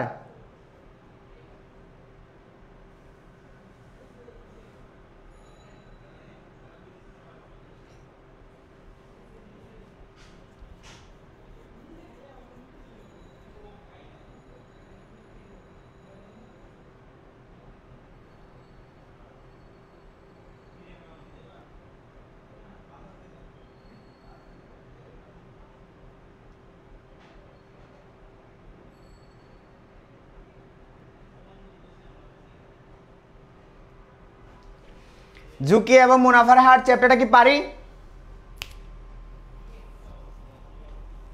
আচ্ছা, সো ঝুঁকি কি? ঝুঁকি হচ্ছে কি আমাদের প্রত্যাশিত ফলাফল থেকে যখন প্রকৃত ফলাফলের যখন ডিফারেন্স হয়। আমরা প্রত্যাশিত করেছি একটা, ডিফারেন্স হচ্ছে প্রকৃত, সে এটার মধ্যে যে তারতম্য বা আপস ডাউন, এটাই হচ্ছে ঝুঁকি। পোর্টফোলিও বলতে কি বোঝায়? পোর্টফোলিও হচ্ছে আমাদের যখন ইনভেস্টমেন্টগুলো আমরা একটা জায়গায় ইনভেস্টমেন্ট না করে বিভিন্ন প্রকল্পে ইনভেস্টমেন্ট করি, সেটাকে আমরা বলি পোর্টফোলিও। পোর্টফোলিও ঝুঁকি কি বলতে বলতে কি বোঝায়? পোর্টফোলিও বিনিয়োগের ফলে যে ঝুঁকির সৃষ্টি হয় সেটাকে বলা হয় পোর্টফোলিও রিস্ক। কোম্পানি ঝুঁকি বলতে কি বোঝায়? একটা নির্দিষ্ট কোম্পানির নিজস্ব তত্ত্বাবধানজনিত যে সকল ঝুঁকি আছে বা একক ঝুঁকি বা এই রিলেটেড ঝুঁকিকে আমরা কোম্পানি ঝুঁকি বলি। ওকে, সম্ভাবনা বিন্যাস এবং ঝুঁকিমুক্ত আয়ের হার কোনটি? ঝুঁকিমুক্ত আয়ের হার হচ্ছে তোমার ট্রেজারি বিল। কি বলতো? Treasury bill, treasury bill. হ্যাঁ, ট্রেজারি বিল হচ্ছে আমাদের ঝুঁকিমুক্ত আয়ের হার। এবার আসো গুরুত্বপূর্ণ অনুধাবনমূলক কোশ্চেনে আমরা একটু দেখি। গুরুত্বপূর্ণ অনুধাবনমূলক কোশ্চেনে দেখবো হচ্ছে আয় এবং ঝুঁকির মধ্যে কেমন সম্পর্ক? It's positive. ইটস কি? পজিটিভ। এটা কি বলতো? Positive relationship. ঝুঁকিপূর্ণ পরিবেশ সিদ্ধান্ত গ্রহণে সর্বদা অলাভজনক নয়। আচ্ছা, এই কোশ্চেনটা একটু ইম্পর্টেন্ট। পোর্টফোলিও কেন গঠন করা হয়? পোর্টফোলিও গঠন করা হয় রিস্ক রিডিউস করার জন্য। রিস্ক রিডিউস করব আমরা, হ্যাঁ, রিস্ক রিডিউস করব। কি জন্য বলো তো? রিস্ক। পারি না, সমস্যা নাই ভাই, না পারলে কোনো সমস্যা নাই, আমি আসি প্রত্যেকটা চ্যাপ্টারের ম্যাথ ধরে ধরে টাইপগুলো বুঝাই দিব। পরীক্ষার আগে আমার জাস্ট ক্লাসগুলো সবাই করবা, আর কিছু লাগবে না ইনশাল্লাহ। এরপরে তুমি আমি যে পিডিএফটা দিব ওই পিডিএফ অনুযায়ী তুমি প্র্যাকটিস করবা, নাথিং এলস। আর কিচ্ছু দরকার নাই, আর কিচ্ছু দরকার নেই। আবার বলছি, তোমার আর কিছু লাগবে না। প্রত্যেকটা চ্যাপ্টার ওয়াইজ আমি পিডিএফ ভাগ করে দিব ইনশাল্লাহ। ওকে, সিপিএম, সিপিএম কে আবিষ্কার করেছিল বলতো? William sharp.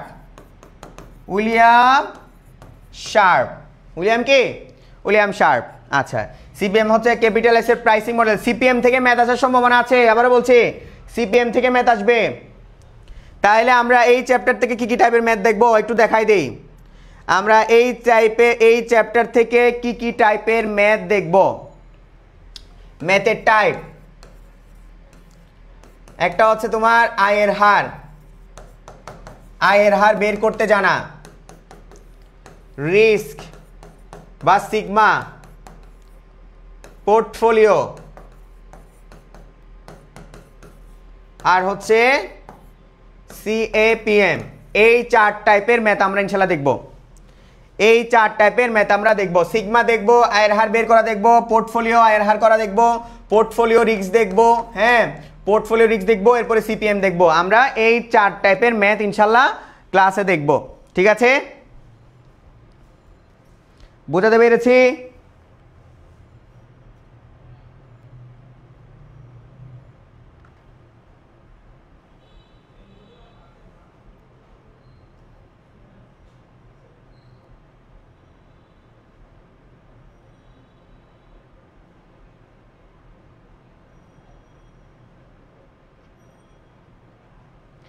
এই বোঝা গেছে?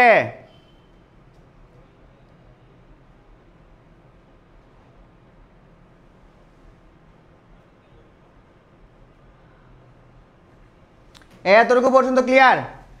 ম্যাথের টাইপ, আয়ের হার বের করা, রিস্ক বা সিগমা, হ্যাঁ, বা আদর্শ বিচ্যুতি, বা সিগমা। এরপর আমরা পোর্টফোলিও রিস্ক দেখব, পোর্টফোলিও আয়ের হার দেখব, সিএপিএম দেখব। এই 4 টাইপের ম্যাথ ইনশাআল্লাহ আমরা দেখব। ঠিক আছে? ওকে, তাহলে আমাদের ফার্স্ট পেপার শেষ। সেকেন্ড পেপার নিয়ে কার কার প্রবলেম? সেকেন্ড পেপার নিয়ে আশা করি কোনো প্রবলেম থাকার কথা না। ওই জন্য আমি তোমাদেরকে সেকেন্ড পেপারে কিছু সাজেশনস দিয়ে দিব। এই সাজেশনস অনুযায়ী একটু নিজেরা পড়ে ফেলবা।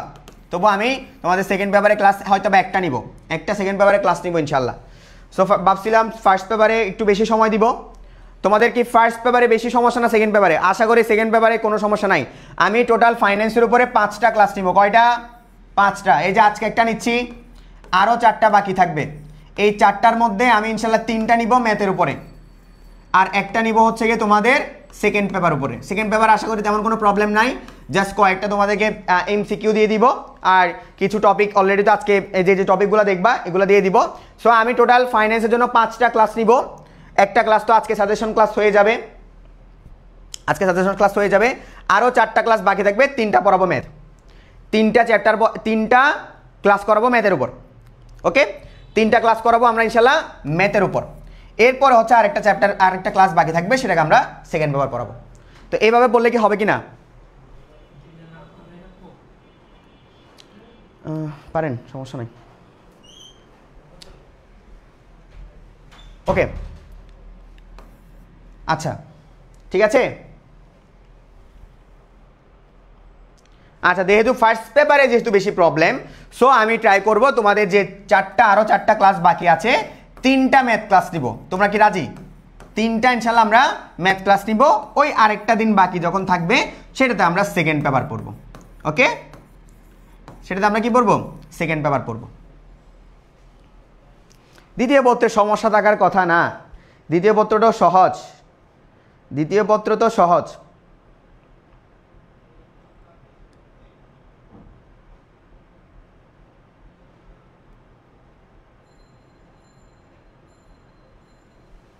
আচ্ছা, সো ব্যাংক কি? ব্যাংক হচ্ছে আর্থিক মধ্যস্থকারী প্রতিষ্ঠান, যারা কি করে? যারা হচ্ছে মুনাফা অর্জনের উদ্দেশ্যে আমানত সংগ্রহ করে এবং লোন দেয়। ব্যাংক হচ্ছে আর্থিক মধ্যস্থকারী প্রতিষ্ঠান। কি বলতো? আর্থিক মধ্যস্থকারী প্রতিষ্ঠান। যারা কি করে বলতো? যারা হচ্ছে গিয়ে তহবিল আমানত সংগ্রহ করে এবং সেটার ভিত্তিতে তারা কি দেয়? লোন দেয়। এবং এই দুইয়ের মাঝখানে তাদের প্রধান উদ্দেশ্য কি বলতো? তাদের প্রধান উদ্দেশ্য হচ্ছে মুনাফা অর্জন। ওকে, তাদের প্রধান উদ্দেশ্য কি? আচ্ছা, বিশেষায়িত ব্যাংক কি? বাংলাদেশে টোটাল 3টা বিশেষায়িত ব্যাংক আছে। কয়টি? 3টি ব্যাংক আছে বাংলাদেশে। কি কি বলতো? সেকেন্ড পেপারের জন্য 2 days ইনাফ না, 1 day, শুধু একটা দিন ক্লাস করাবো সেকেন্ড পেপার। একদিন জাস্ট টুকটাক কিছু দেখিয়ে দিব এগুলাই। যেমন আজকেও আমি অনেক কিছু ক্লিয়ার করে দিব। তোমাদের বিশেষায়িত ব্যাংক কয়টি বলো? বিশেষায়িত ব্যাংক কয়টি? কয়টি বিশেষায়িত ব্যাংক আছে বলো তো? বাংলাদেশে টোটাল 3টি বিশেষায়িত ব্যাংক আছে। কি কি বলো তো? বিকেবি বাংলাদেশ কৃষি ব্যাংক, পিকেবি প্রবাসী কল্যাণ ব্যাংক, আর কে ইউবি রাজশাহী কৃষি উন্নয়ন ব্যাংক। আচ্ছা, আমি এবার তোমাদের কাছে একটা কোশ্চেন জিজ্ঞেস করব। বলো তো বাংলাদেশে কয়টি সরকারি ব্যাংক আছে? বাংলাদেশে কয়টি সরকারি ব্যাংক আছে? সরকারি বাণিজ্যিক ব্যাংক কয়টি আছে বলো তো? বলো কি কি ওগুলা? বাংলাদেশে টোটাল সরকারি বাণিজ্যিক ব্যাংক কয়টি এবং কি কি?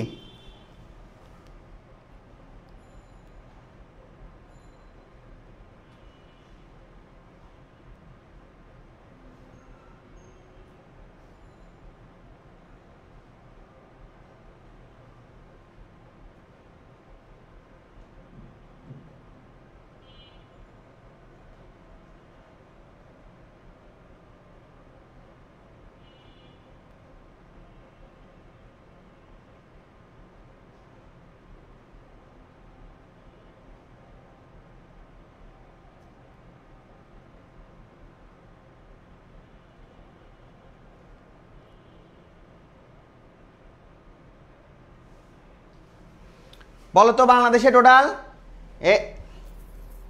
বাংলাদেশে সরকারি বাণিজ্যিক ব্যাংক কয়টি?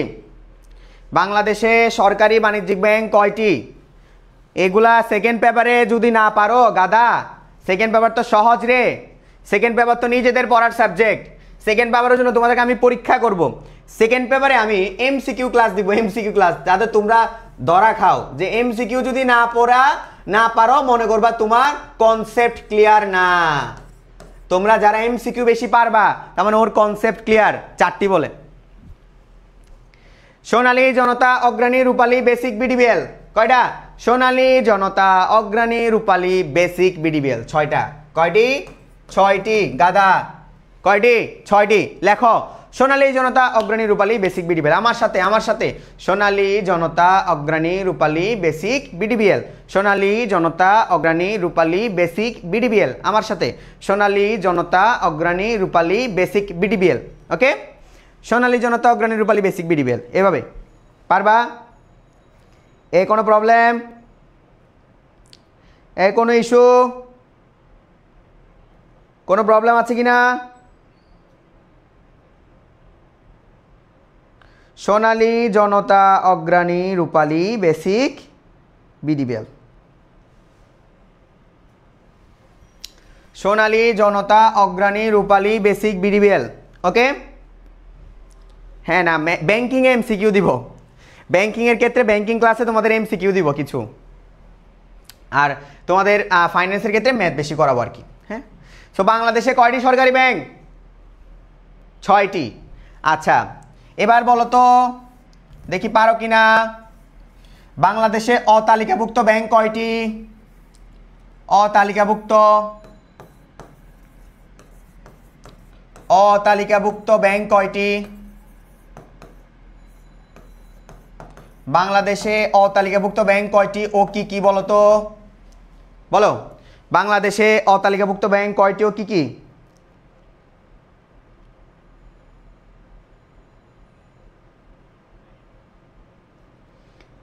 বাংলাদেশে অতালিকাভুক্ত ব্যাংক কয়টি ও কি কি?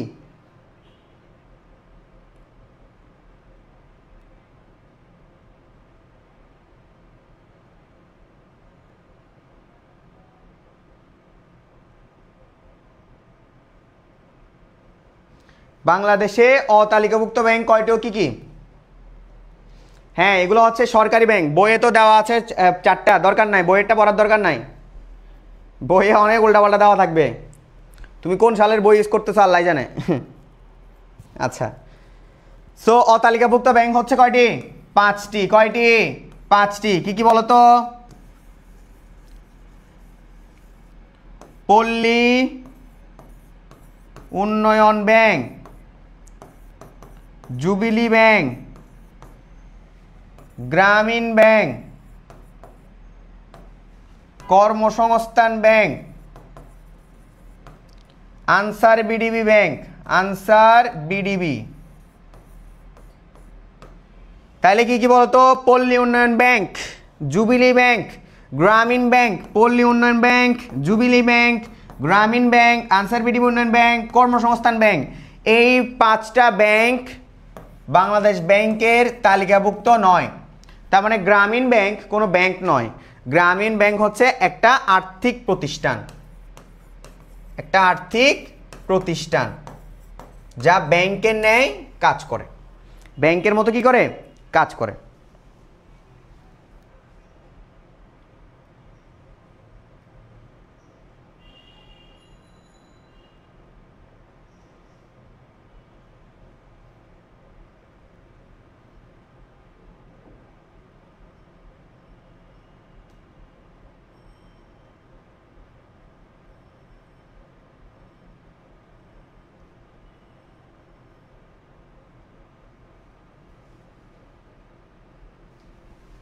ঠিক আছে, তারল্য কি? তারল্য বলতে কি বোঝায় ভাইয়া? কালকে কি ক্লাস আছে? না, কালকে ক্লাস নাই। তোমরা আই এডুকেশনের পেজে থাকবা, ওইখানে তোমাদেরকে জানিয়ে দেওয়া হবে। তোমরা আই এডুকেশনের পেজে সবসময় কি থাকবা? অ্যাক্টিভ থাকবা এবং তোমাদেরকে জানিয়ে দেওয়া হবে। ওকে,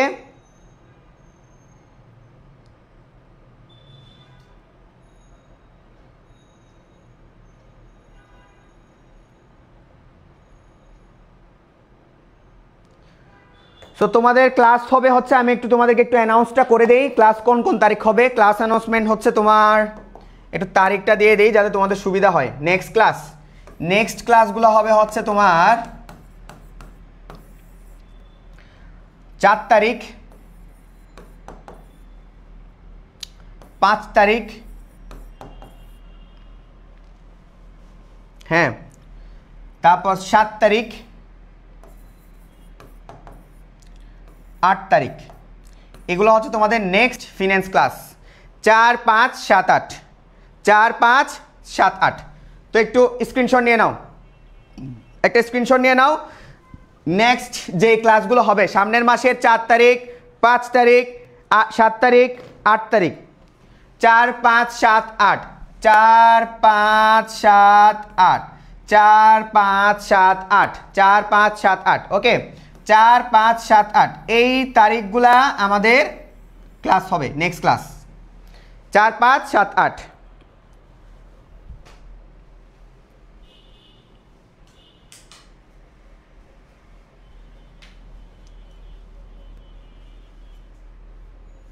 ঠিক আছে,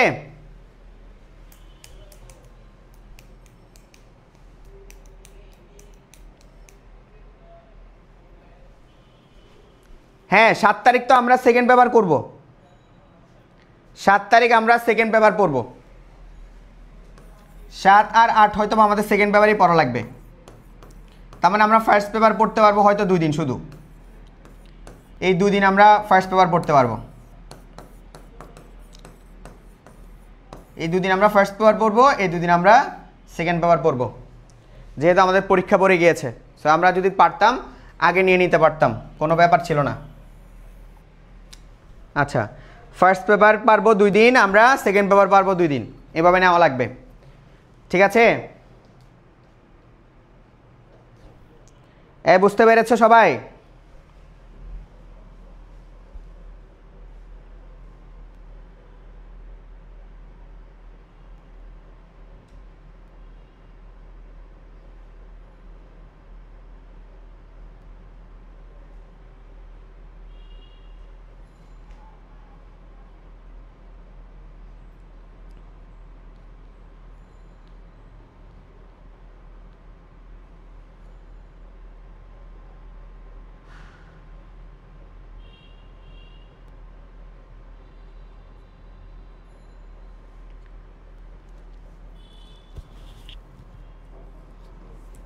ক্লিয়ার?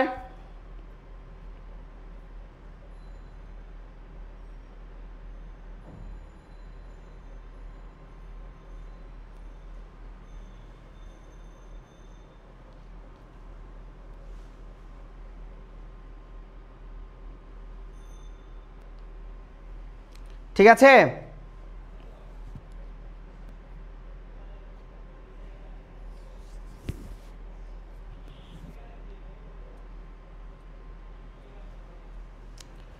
ক্লিয়ার কি না?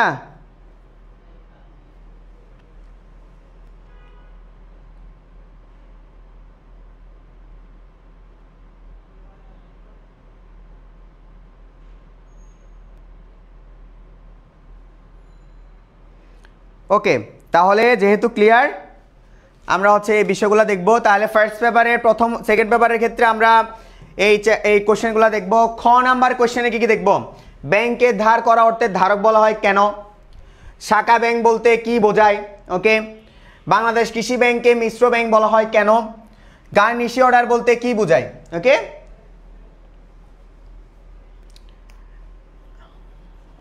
আচ্ছা, ফার্স্ট পেপারে 3টা ক্লাস দিলে ভালো হতো। আচ্ছা, এটা আমি বিবেচনা করব, দেখি কি করা যায়, এটা নিয়ে কি করা যায় দেখি।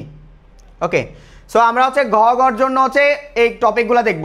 গ গর জন্য, যেমন গ গর জন্য কি কি দেখবো, যেমন দেখো অর্থনৈতিক উন্নয়নে ব্যাংকের ভূমিকাগুলো দেখব, দেশের অর্থনৈতিক উন্নয়নে বাণিজ্যিক ব্যাংকের ভূমিকা কেমন, তারপর তালিকাভুক্ত ব্যাংকগুলোর ভূমিকা কেমন, হ্যাঁ, তারপর হচ্ছে বাংলাদেশের ব্যাংকের বিভিন্ন প্রকৃতি, শাখা ব্যাংক সম্পর্কে কি বুঝো, এই শাখা ব্যাংক সম্পর্কে সিকিউতে আসবে। আবারও বলছি, শাখা ব্যাংক একক ব্যাংক, এই দেখে নাও, শাখা ব্যাংক একক ব্যাংক সিকিউতে আসবে।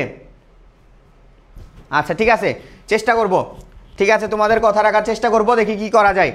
শাখা ব্যাংক একক ব্যাংক, এই দেখো, শাখা ব্যাংক একক ব্যাংক, শাখা ব্যাংক একক ব্যাংক, শাখা ব্যাংক আর একক ব্যাংক হচ্ছে গিয়ে তোমার কি করতে হবে, শাখা ব্যাংক আর একক ব্যাংকের ক্ষেত্রে হচ্ছে গিয়ে আমাদের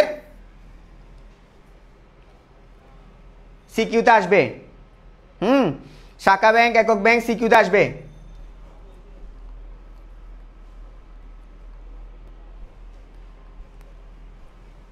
শাখা ব্যাংক একক ব্যাংক সিকিউতে আসবে। বাণিজ্যিক ব্যাংক সম্পর্কে ধারণা দাও, কেন্দ্রীয় ব্যাংক সম্পর্কে ধারণা দাও।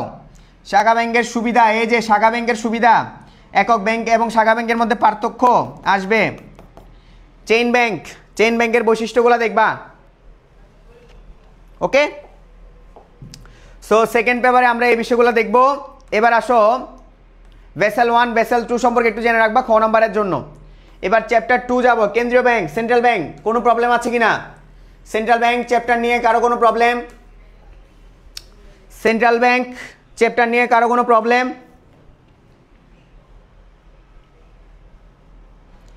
এই সেন্ট্রাল ব্যাংক চ্যাপ্টার নিয়ে কারো কোনো প্রবলেম?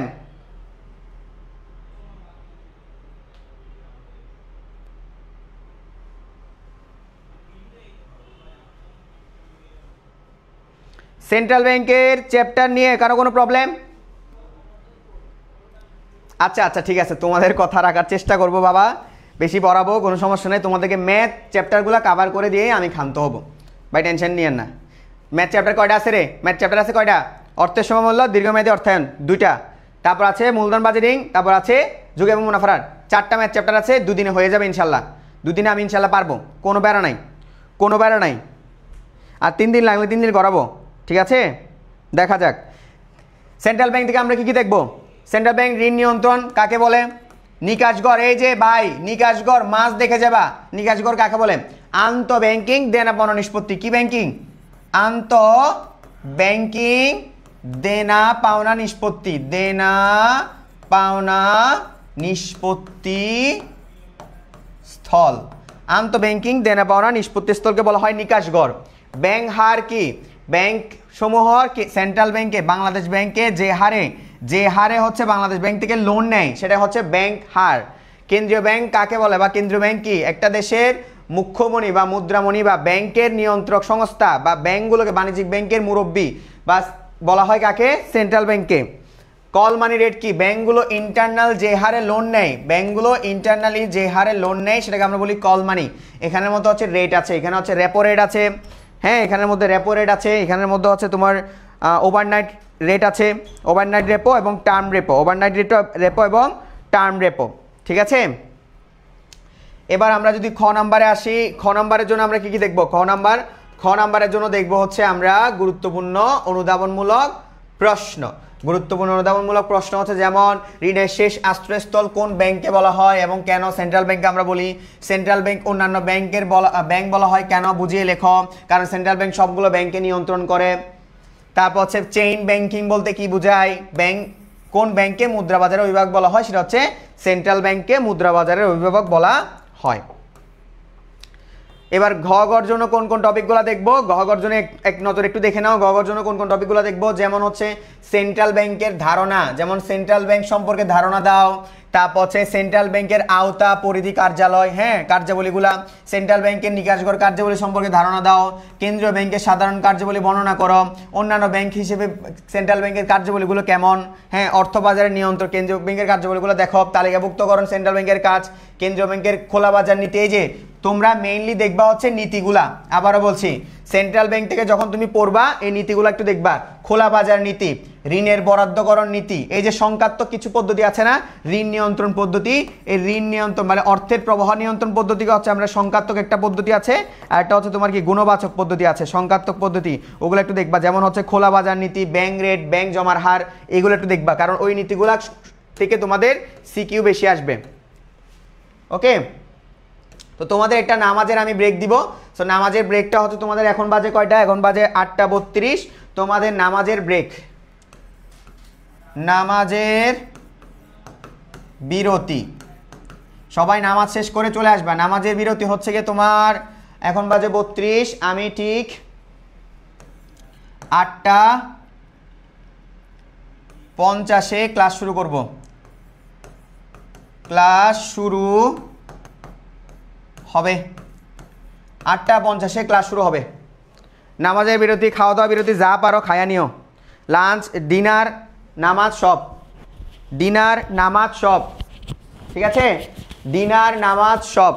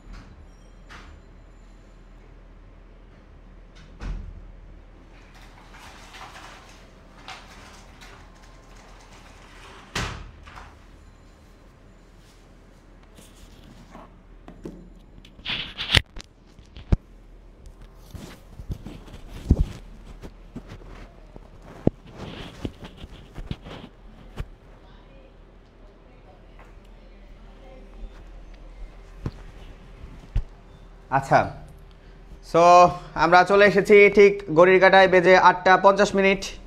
তোমাদের নামাজের বিরতি দিয়েছিলাম এবং তোমাদের যদি খাওয়া দাওয়া করা লাগতো তাও করতে দিয়েছিলাম। সো লাইভে যদি ঠিকঠাক দেখা যায় এবং শোনা যায় আমাকে অবশ্যই অবশ্যই একটু ইনফর্ম করে জানাবেন।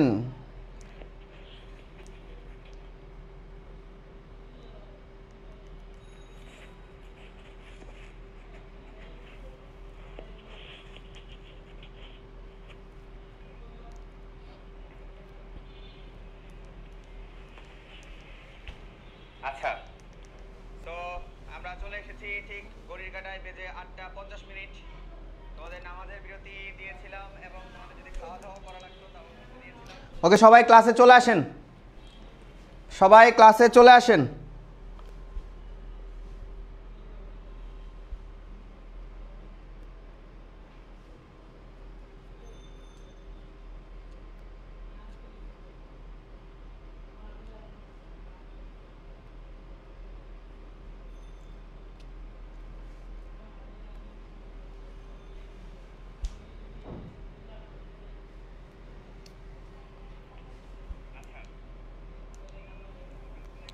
সবাই একটু ক্লাসে চলে আসেন। আমরা চ্যাপ্টার 4টা যদি একটু দেখি, ব্যাংক হিসাব। সো ব্যাংক হিসাব নিয়ে আশা করি তেমন কোনো কারো প্রবলেম থাকার কথা না। ব্যাংক হিসাব বিশেষ করে আমাদের যে 3 ধরনের হিসাব আছে, ব্যাংকে যে 3 ধরনের হিসাব আছে, চলতি, সঞ্চয়ী, স্থায়ী। সো এই হিসাবগুলার আমাদের বেশ কিছু টাইপের কোশ্চেন আছে, এগুলার ক্যারেক্টারিস্টিক্স থেকে কোশ্চেন আছে, এগুলোর ক্যারেক্টারিস্টিক্স বা বৈশিষ্ট্য থেকে আমাদের কোশ্চেন আছে। তো এগুলো আমরা একটু দেখে নিব, এখান থেকে আমাদের সিকিউ আসবে। হ্যাঁ, তাহলে ব্যাংক হিসাব কি বলতো? ব্যাংক যে বৈধ হিসাবের মধ্য দিয়ে বা যে বৈধ প্রক্রিয়ায়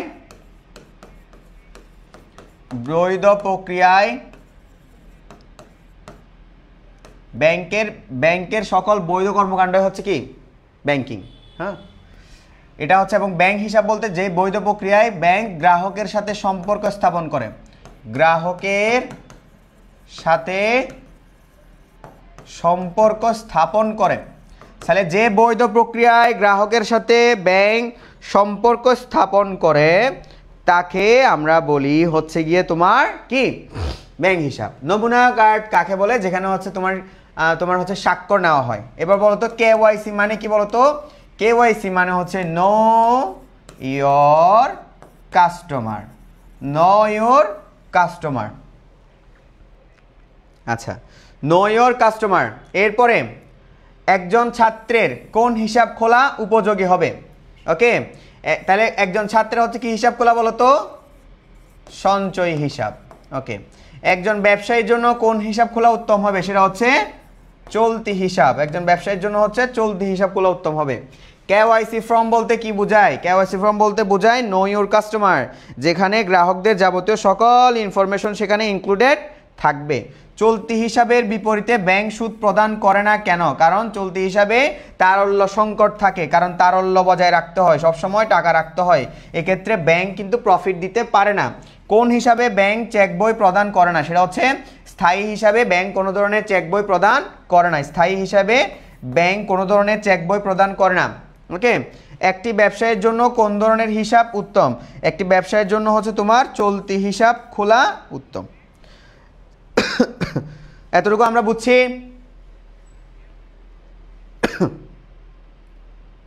সো এতটুকু ক্লিয়ার কিনা?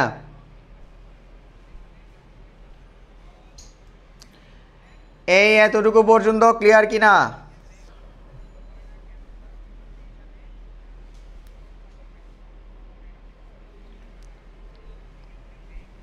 এতটুকু পর্যন্ত ক্লিয়ার কিনা?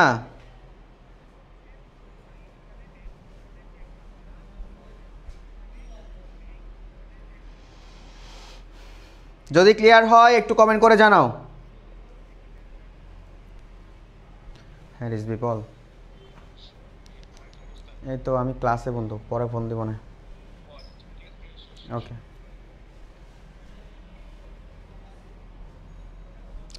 ঠিক আছে। আচ্ছা, এবার আসো গ গ কোশ্চেন্সের ক্ষেত্রে আমরা কোনগুলো বিষয়গুলো দেখব, সেটা হচ্ছে যেমন ব্যবসা বাণিজ্য হচ্ছে প্রাত্যহিক জীবনে ব্যাংক হিসাবের গুরুত্ব, ব্যাংক হিসাবের প্রকারভেদ। তোমাদের সিকিউগুলো আসবে কোত্থেকে বলো তো? ব্যাংক হিসাবের প্রকারভেদগুলো থেকে। ব্যাংক হিসাবের প্রকারভেদগুলো যেমন কি কি? স্থায়ী হিসাব সম্পর্কে ধারণা দাও, স্থায়ী হিসাবের সুবিধা সম্পর্কে ধারণা দাও, স্থায়ী হিসাব সম্পর্কে ধারণা দাও, সঞ্চয়ী হিসাব সম্পর্কে ধারণা দাও, সঞ্চয়ী হিসাবে সুবিধা সমূহ সম্পর্কে আলোচনা করো। হ্যাঁ, তারপর হচ্ছে সঞ্চয়ী হিসাবের অসুবিধা সম্পর্কে আলোচনা করো। মূলত তোমরা সঞ্চয়ী, স্থায়ী এবং চলতি, চলতি, সঞ্চয়ী, স্থায়ী এই সকল জায়গা থেকে সিকিউ আসবে এবং এই জায়গাগুলো থেকে তোমরা এগুলার সুবিধা, অসুবিধা, বৈশিষ্ট্য কি কি বলেছি? বৈশিষ্ট্য, সুবিধা, অসুবিধা, কি কি বলেছি? বৈশিষ্ট্য, সুবিধা, অসুবিধা, বৈশিষ্ট্য, সুবিধা এবং অসুবিধা, বৈশিষ্ট্য, সুবিধা এবং অসুবিধা, এই জিনিসগুলো একটু দেখে রাখবা। চলতি হিসাব সম্পর্কে ধারণা দাও, এই যে দেখছো চলতি হিসাব সম্পর্কে আলোচনা করো এবং মাঝে মধ্যে হয়তো বা কোনোটার পার্থক্য নির্ণয় করতে হইতে পারে। এবং এই জিনিসটা ব্যাংক হিসাব নির্বাচনে বিবেচ্য বিষয়সমূহ কি কি হইতে পারে, যেমন হচ্ছে আমরা আজকে সাজেশন ক্লাস করাচ্ছি ভাইয়া, আজকে আমাদের হচ্ছে সাজেশন ক্লাস, তো সাজেশন দিয়ে দিচ্ছি, এই অনুযায়ী তোমরা একটু নিজেরা আজকে পড়বা, দেন নেক্সট ক্লাস থেকে আমরা ম্যাথ করব। ওকে, ম্যাথ করবো ইনশাল্লাহ। সো যেমন একজন ছাত্রের জন্য কোন হিসাব? সঞ্চয়ী। একজন যার কাছে অনেক বেশি টাকা জমা আছে, অনেক বেশি অটেল পরিমাণে অর্থ আছে, তার জন্য কোন হিসাব? স্থায়ী। একজন ব্যবসায়ীর জন্য কোন হিসাব? চলতি। সো এই বিষয়গুলা।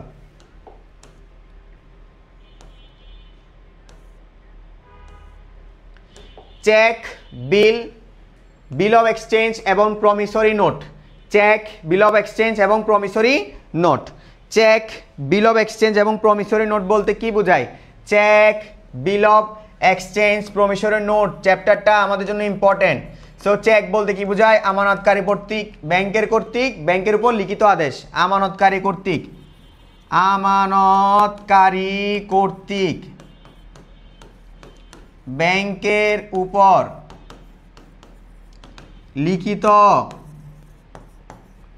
আদেশ নামা। আমানতকারী কর্তৃক ব্যাংকের উপর লিখিত আদেশনামা। বিল অফ এক্সচেঞ্জ, হ্যাঁ, প্রমিসরি নোট, বিনিময় বিল। বিনিময় বিল প্রস্তুত করে কে বলতো? নির্দিষ্ট পরিমাণ অর্থ নির্দিষ্ট সময় শেষে অর্থ পরিশোধের নিশ্চয়তা দিয়ে দেনাদার বা আদেশটা যে পত্র প্রস্তুত করে সেটাকে বলা হয় বিনিময় পত্র। প্রমিসরি নোট বা অঙ্গীকার পত্র বিনিময় পত্রের মতোই, কিন্তু এখানে হচ্ছে গিয়ে আদেশটা হচ্ছে প্রস্তুত করে, আদেশটা না। ধাক্কাটা চেক বলতে কি বোঝায়? চেক কাকে বলে? হুকুম চেক কি? প্রত্যয়পত্র কি? আদেশটা কে? বাহককে? এই টাইপের আমাদের কোশ্চেন্স আসবে। যেমন এখান থেকে সিকিউ আসবে কোত্থেকে বেশি বলতো? এখান থেকে, যেখান থেকে যে সিকিউগুলো আসবে সেগুলো হচ্ছে সিকিউ বেশি আসবে তোমাদের চেকের প্রকারভেদ। চেকের প্রকারভেদ থেকে কোশ্চেন্স আসবে, বিল অফ এক্সচেঞ্জ থেকে কোশ্চেন্স আসবে, বা বিনিময় বিল থেকে কোশ্চেন্স আসবে। চেকের বিভিন্ন ধরনের প্রকারভেদ আছে। বাহক চেক, বাহক, হুকুম, দাগকাটা, অন্যান্যর মধ্যে হচ্ছে অনেক ধরনের চেক আছে। বাসি চেক, ফাঁকা চেক, হ্যাঁ, পূর্ব তারিখের চেক, পরবর্তী তারিখের চেক, অনেক টাইপের চেক আছে। চেকের প্রকারভেদগুলো থেকে কোশ্চেন্স আসবে।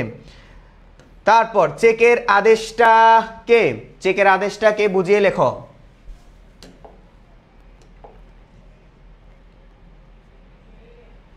চেকের আদেশটাকে বুঝিয়ে লেখো। চেকের আদেশটাকে বুঝিয়ে লেখো। চেকের অনুমোদন বলতে কি বোঝায়? বাহক চেক, হুকুম চেক অপেক্ষা কম নিরাপদ কেন? লভ্যাংশ ওয়ারেন্ট বলতে কি বোঝায়? এই কোশ্চেনটা লাগবে না, যদিও লভ্যাংশ ওয়ারেন্টটা লাগবে না, কারণ এটা শেয়ারের ক্ষেত্রে লাগে। লভ্যাংশ ওয়ারেন্ট মানে হচ্ছে যেই পত্রের মাধ্যমে তুমি তোমার শেয়ারের লভ্যাংশগুলো গ্রহণ করবা সেটাকে বলা হয় লভ্যাংশ ওয়ারেন্ট। এবার এখান থেকে গ গর জন্য কোন কোশ্চেনগুলো দেখবো দেখো তো। গ গর জন্য কোন কোশ্চেন? যেমন হচ্ছে গিয়ে তোমরা দেখবা চেকের প্রকারভেদ, বাহক চেক সম্পর্কে বর্ণনা দাও, বাহক চেকের সুবিধা কি, বাহক চেকের কি বলতো সুবিধা কি, বাহক চেকের বৈশিষ্ট্য কি, অসুবিধা কি, সুবিধা কি, এই টাইপের কোশ্চেনগুলো দেখবা। দাগ কাটা চেকের বৈশিষ্ট্য কি, সুবিধা কি, অসুবিধা কি, এগুলা দেখবা। তারপর বিভিন্ন প্রকার চেকের সুবিধা এবং অসুবিধা, এই টাইপের কোশ্চেনগুলো আসবে। যেমন সাধারণ দাগ কাটা চেক সম্পর্কে ধারণা দাও, সুবিধা সমূহ লেখো, দাগ কাটা চেকের সুবিধা আলোচনা করো, বিশেষ দাগ কাটা চেকের সুবিধা আলোচনা করো, দাগ কাটা চেকের মাধ্যমে কিভাবে ঋণ আমানত সৃষ্টি করা যায়, বিশেষ দাগ কাটা, সাধারণ দাগ কাটা। সাধারণ দাগ কাটা বলতে বোঝায় সাধারণ দাগ কাটা আর বিশেষ দাগ কাটা এক না। সাধারণ দাগ কাটা বলতে বোঝায় তোমার চেকের আড়াআড়িতে একটা দাগ কেটে দেওয়া, এটা হচ্ছে সাধারণ দাগ কাটা। আর যখন বিশেষ দাগ কাটা হবে, বিশেষ দাগ কাটা মানে কি, বিশেষ দাগ কাটা, বিশেষ দাগ কাটা বলতে বোঝায় তোমার চেকের আড়াআড়িতে দাগ কেটে দিয়ে ওইখানে হিসাব এবং ব্যাংকের নাম লিখে দেওয়া, হিসাব এবং গ্রাহক এবং ব্যাংকের নাম লিখে দেওয়া, এটাকে বলা হয় বিশেষ দাগ কাটা। এটাকে কি বলা হয়, বিশেষ দাগ কাটা। এটাকে কি বলা হয়, বিশেষ দাগ কাটা। সো এতটুকু পর্যন্ত আমরা বুঝেছি কিনা। আর বাহক চেক মানে কি বলতো, বাহক চেক মানে হচ্ছে যে বহন করবে, বাহক চেক মানে যে বহন করবে সেই বাহক চেক। হুকুম চেক মানে কি বলতো, হুকুম চেক মানে যার হিসাব দেওয়া হয়েছে, যাকে কি করা হয়েছে, যাকে নমিনেট করা হয়েছে, যাকে কি করা দেওয়া হয়েছে, তোমার অনুমোদন দিয়ে দেওয়া হয়েছে, বা নমিনেশন বা অনুমোদন, যার নামে অনুমোদন দেওয়া হয়েছে সেটাকে বলা হয় হুকুম চেক। ঠিক আছে, তাহলে এতটুকু পর্যন্ত কোনো কনফিউশন আছে কিনা আমাকে একটু কমেন্ট করে জানাও। এতটুকু পর্যন্ত কোনো কনফিউশন আছে কিনা, কোনো কনফিউশন?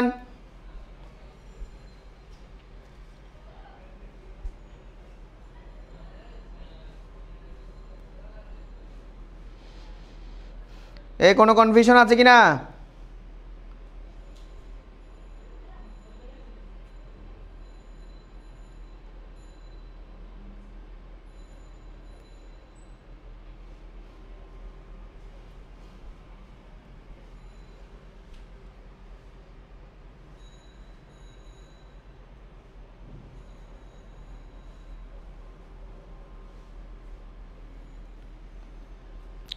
যদি কোনো সমস্যা থেকে থাকে একটু কমেন্ট করে জানাও।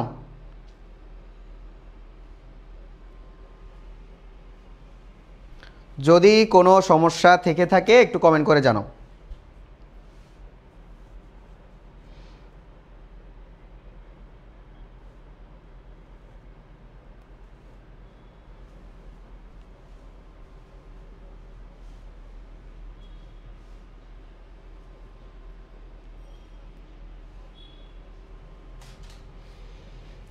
নো কনফিউশন, ওকে।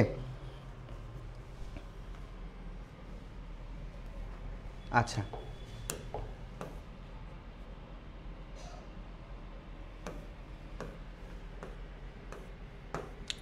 এবার হচ্ছে আমাদের চ্যাপ্টার 9 ইলেকট্রনিক ব্যাংকিং। এই চ্যাপ্টারটা মোটামুটি সহজ। হ্যাঁ, ইলেকট্রনিক ব্যাংকিং, এখানে ওই যে ATM machine, one stop service, এই বিষয়গুলো নিয়ে আমাদের পড়া। তাহলে দেখো ই ব্যাংকিং কাকে বলে, ব্যাংকিং কি, সুইফট। আচ্ছা, কেউ একজন সুইফটের পূর্ণরূপটা একটু কমেন্টে লিখো। Society for world wide interfinance telecommunication, society for world wide interfinance telecommunication, society for world wide interfinance telecommunication. Electronic banking কি, ওয়ান স্টপ সার্ভিস বলতে কি বোঝায়, একটা জায়গায় গিয়ে যাবতীয় সকল ব্যাংকিং সেবা, সকল ব্যাংকিং সেবা একটা জায়গায় গিয়ে যখন তুমি পাবা সেটাকে বলা হয় one stop service. Debit card, credit card, debit card credit card পারো, ডেবিট কার্ড ক্রেডিট কার্ড কি পারো কিনা, ডেবিট কার্ড ক্রেডিট কার্ড সবাই পারি কিনা? হ্যাঁ, ডেবিট কার্ড ক্রেডিট কার্ড সবাই পারি। আর ডেবিট কার্ড বা ক্রেডিট কার্ড হচ্ছে এক ধরনের কার্ড। ডেবিট কার্ড হচ্ছে একটা প্লাস্টিক কার্ড, দুটোই প্লাস্টিক কার্ড এবং ব্যাংক কর্তৃক সরবরাহ করা হয়। যেমন ভিসা, আমেরিকান, অনেক ধরনের কার্ড আছে। সো ভিসা কার্ড বা আমেরিকান কার্ড এগুলো হচ্ছে আমাদের ডেবিট কার্ড বা ক্রেডিট কার্ড। এখন ডেবিট কার্ডে হচ্ছে টাকা জমা থাকতে হয়, মাস্ট টাকা জমা থাকতে হয়, আর হচ্ছে ক্রেডিট কার্ডের জমা থাকতে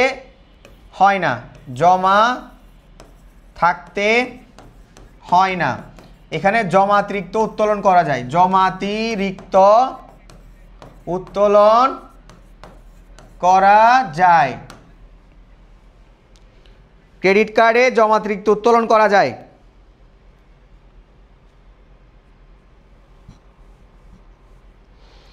ক্রেডিট কার্ডে কি করা যায়? জমাতিরিক্ত উত্তোলন করা যায়।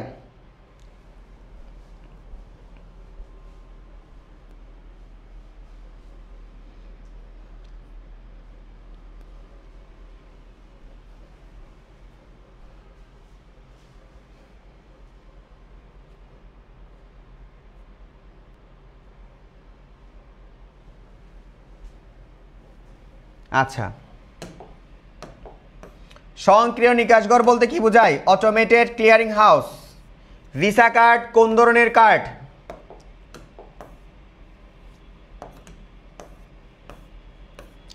আচ্ছা, এবারে আমরা একটু গ কোশ্চেনগুলো একটু দেখবো। গ কোশ্চেনগুলো যেমন ইলেকট্রনিক ব্যাংকিংয়ের ধারণা, ইলেকট্রনিক ব্যাংকিং সম্পর্কে ধারণা দাও, বা ইলেকট্রনিক ব্যাংকিংয়ের গুরুত্বগুলো কি কি, যেমন ই ব্যাংকিংয়ের সুবিধাগুলো ধারণা দাও, অনলাইন ব্যাংকিং কি, হ্যাঁ ই ব্যাংকিংয়ের সুবিধাসমূহ আলোচনা করো, আধুনিক ব্যাংকিংয়ের সুবিধাগুলো কি কি, যেমন debit card, credit card, credit কার্ডের সুবিধা অসুবিধা এখান থেকে কোশ্চেন আসবে।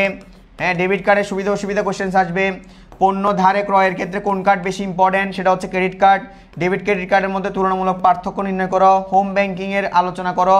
মোবাইল ব্যাংকিংয়ের সুবিধা দাও এবং এটিএম সম্পর্কে আলোচনা করো। এগুলো হচ্ছে আমাদের চ্যাপ্টার 9-এর জন্য ইম্পর্টেন্ট। চ্যাপ্টার 9-এর জন্য ইম্পর্টেন্ট।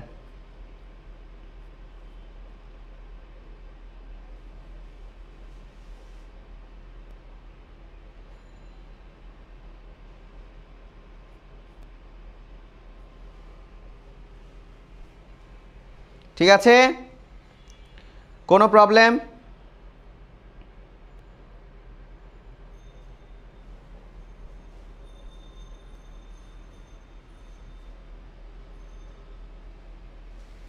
এই কোনো সমস্যা? যদি কোনো সমস্যা থেকে থাকে আমাকে জানাও।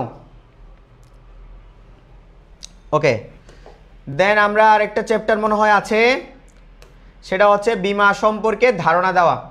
বীমা সম্পর্কে মৌলিক ধারণা। সো বীমা সম্পর্কে মৌলিক ধারণা এটা হচ্ছে আমাদের বীমার পার্ট। সো এই ক্ষেত্রে হচ্ছে আমরা কিছু ক খর জন্য বা অনুধাবন বা জ্ঞান, গুরুত্বপূর্ণ জ্ঞানমূলক এবং গুরুত্বপূর্ণ অনুধাবনমূলক কোশ্চেন্স রেখেছি।